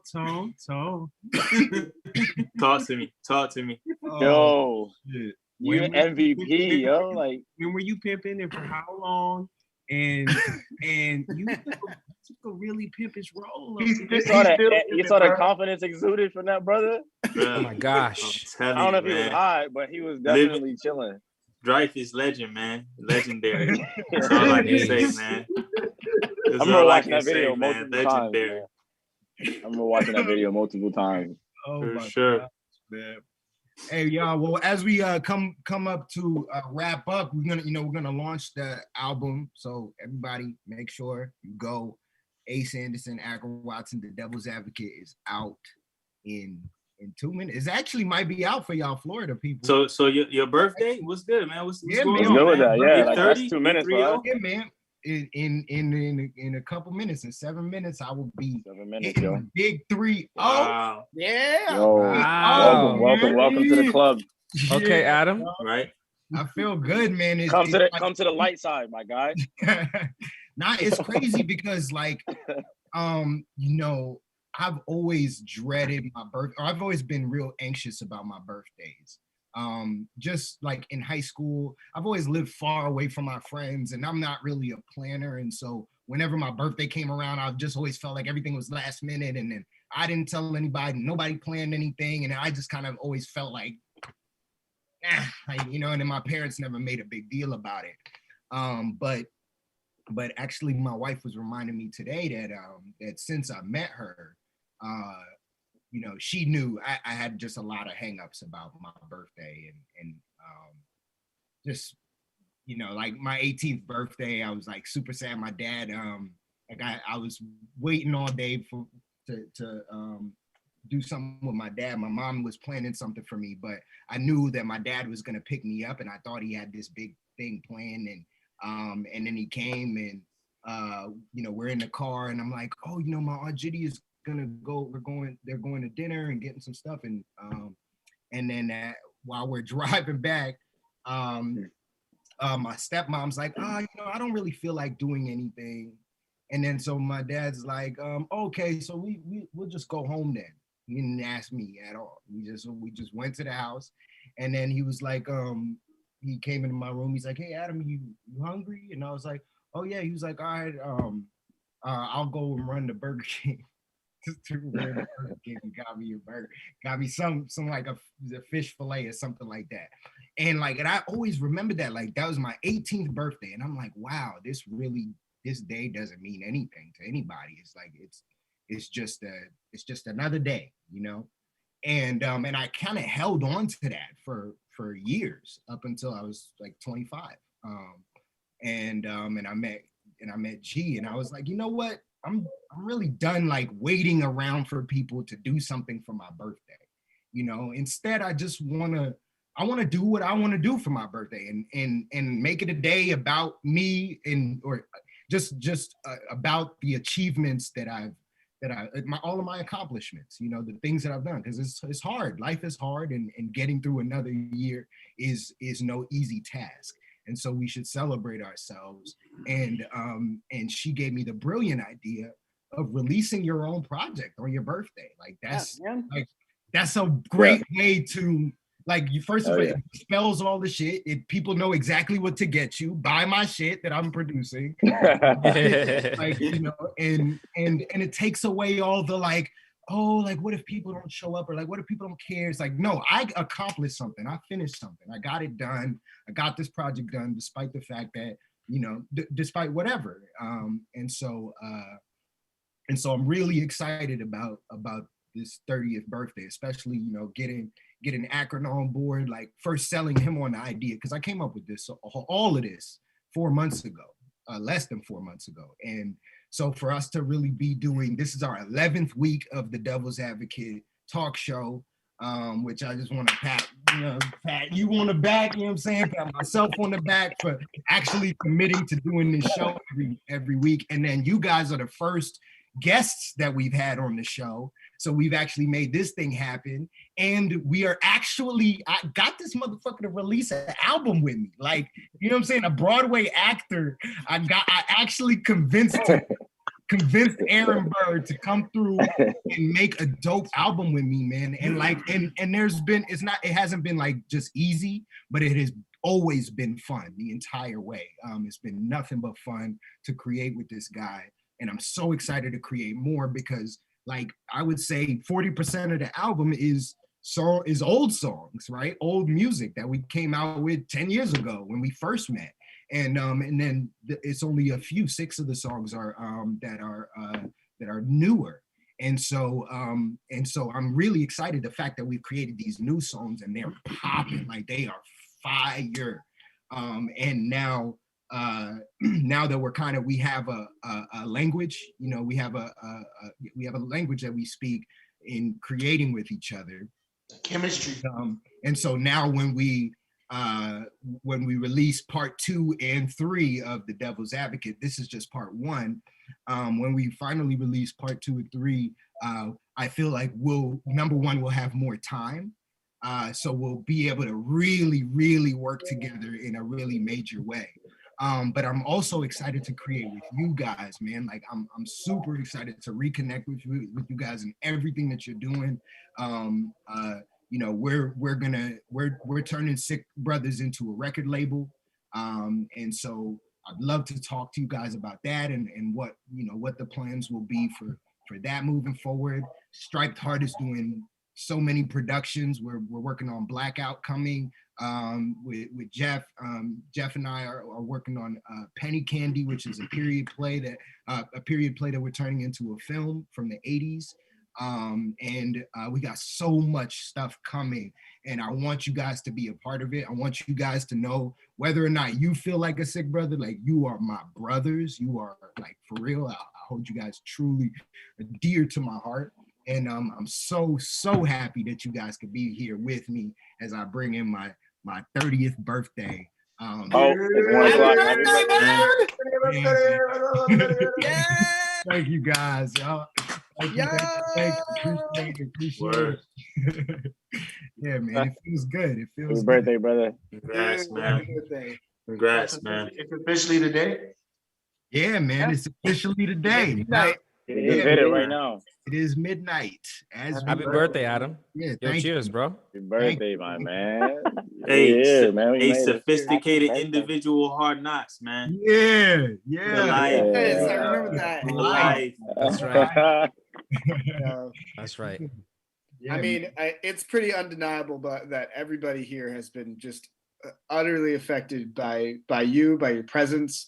Just even this talk alone made me realize just how much the course of my life changed just coming into contact with you, man. And I'm so happy you were born, and I'm also happy that you've come into my life. And I'm honestly just proud and honored to be amongst this amazing group of individuals. You guys are incredible. Yeah, man. I echo the same, for sure. Agreed. Man. Love. Cheers to that. Yeah, we should listen though. Right on a quick note though, man. You know, for everybody who's in Florida, I mean, I felt this is only the right time to definitely, you know, I'm a message like everybody who's here and definitely try to link up with you guys. No matter if it's just like a drink, you know, or just politicking or something, or you know, being creative, doing something. Definitely want to link with you guys. So, be looking forward to a message, and we're gonna make it happen. I'm about it, man. I'll be expecting. Sure.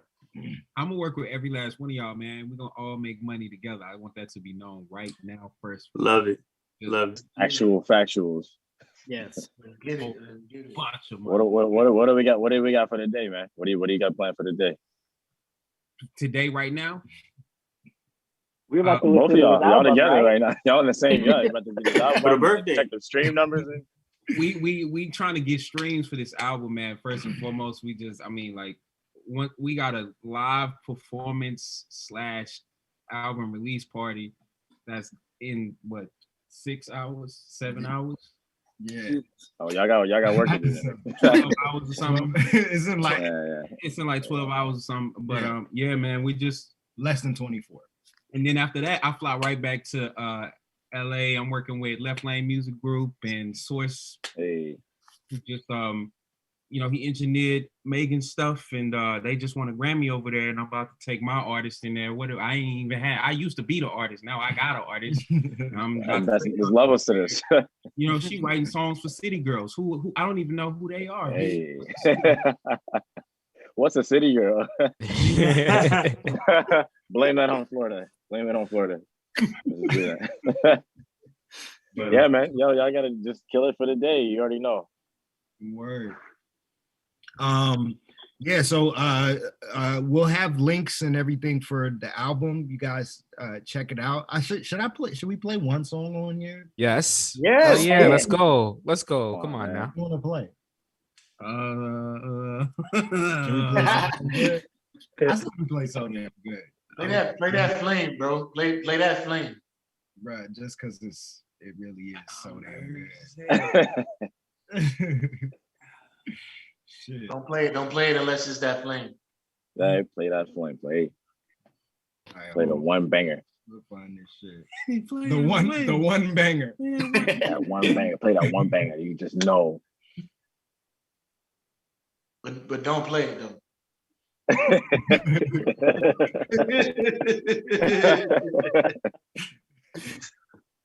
He was on the play button when you said Wappen face gram. It's your boy, the modern renaissance man. Yes, Boogie. Coming to your life. Look here, we're gonna spit some fire. They ask how I'm doing, I say so damn good. We had to switch it up in the slow jam hook. The haters at the bottom better hope they hook. We made it to the top, but we won't stay put. Oh man, look, laughing at the haters like no chance took. I said what I was feeling when I wrote that hook and accidentally made a banger, but it's so damn good. So damn good, I'm a masterpiece. And I only speak the truth, that's how I'm masterpiece. God's a real, I'm the proof, and I'm glad to be. But put your faith in the future, don't bow to me. Sophisticated individual, we original. When the world's greatest and your fun is at the pinnacle. It's pitiful, what's typical prejudice should be written. But to see my niggas winning is a motherfucking miracle. Shining hard and capable of being invincible. Clinical or whatever it takes to be invincible. Principle of swag, I school you on principle. You is too minimal and you too typical. And I'm so damn good. Been hot like used camp wood. I snap like food stamps, drip like glue. Big shit like 2 Pampers. Big shit like 2 hampers. Sick, 2 examples. Sick like soup campers. Too damn good. They ask how I'm doing, I say so damn good. So we had to switch it up in the slow jam hook. The haters at the bottom better hope they hook. We made it to the top, but we won't stay put. Oh man, look, laughing at the haters like no chance took. I said what I was feeling when I wrote that hook and accidentally made a banger, but it's so damn good. So damn good that they mad at me. Screwing with your mind like a mental allergy. So fly, defy the laws of gravity. G.O.D. go against me, that's blasphemy.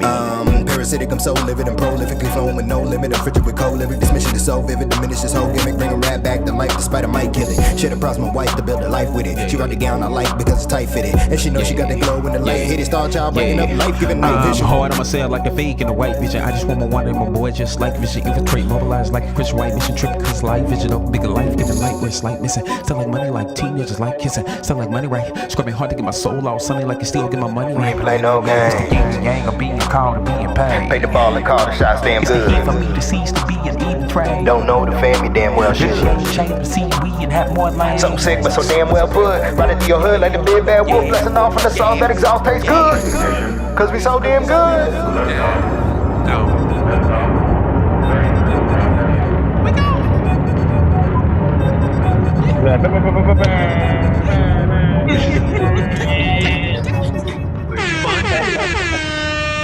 Come on now. Wait, who had that ready? I told you. I can't say it was fire. Yo, okay. Yo. Come on now. Yeah, Come on. that's ready to go. Hey, that's ready to go. You can send hey. Ready for the Grammy? What is Tony? Is that ready for the Grammy? Yeah, man. Come on now. Come on. You gotta tweet them. Thanks. Tweet them. Like, Grammys up. I gotta go to bed. I can't wait to hear that thing up in the speakers, John. That's what I'm saying. I'm trying to hear it not. You know what I'm saying? It's bumping through here. I'm bumping, bro. You still on the track. Nah, yeah. Let me send y'all. So how should we do that? I mean, let's just share the raw track with them. Oh, okay. Yeah. Oh, snap. So y'all They're all on Spotify now, aren't they? Say again? Aren't they all on Spotify now? Yeah, they are all on Spotify now officially. So you should be able to actually find check. it. I'm gonna find it now. You know what I'm saying? Just tell me what the name is. Yeah, just do that. Yeah, I can play this. It's the Devil's Advocate. Here, I'm gonna put the link in the. How about that? I'll put the link into. How about that? What is the name? Devil's Advocate. Oh. Yeah, I see it now. Yeah, there it is right there. Oh! That's looking good too, boy. That's looking good. Dang, that shit was quick. Be the internet. The internet, what you talking about? It's I gotta listen to that shit and let me know what y'all like. think. Yeah, it'd be a problem. You have to hit up the subscription.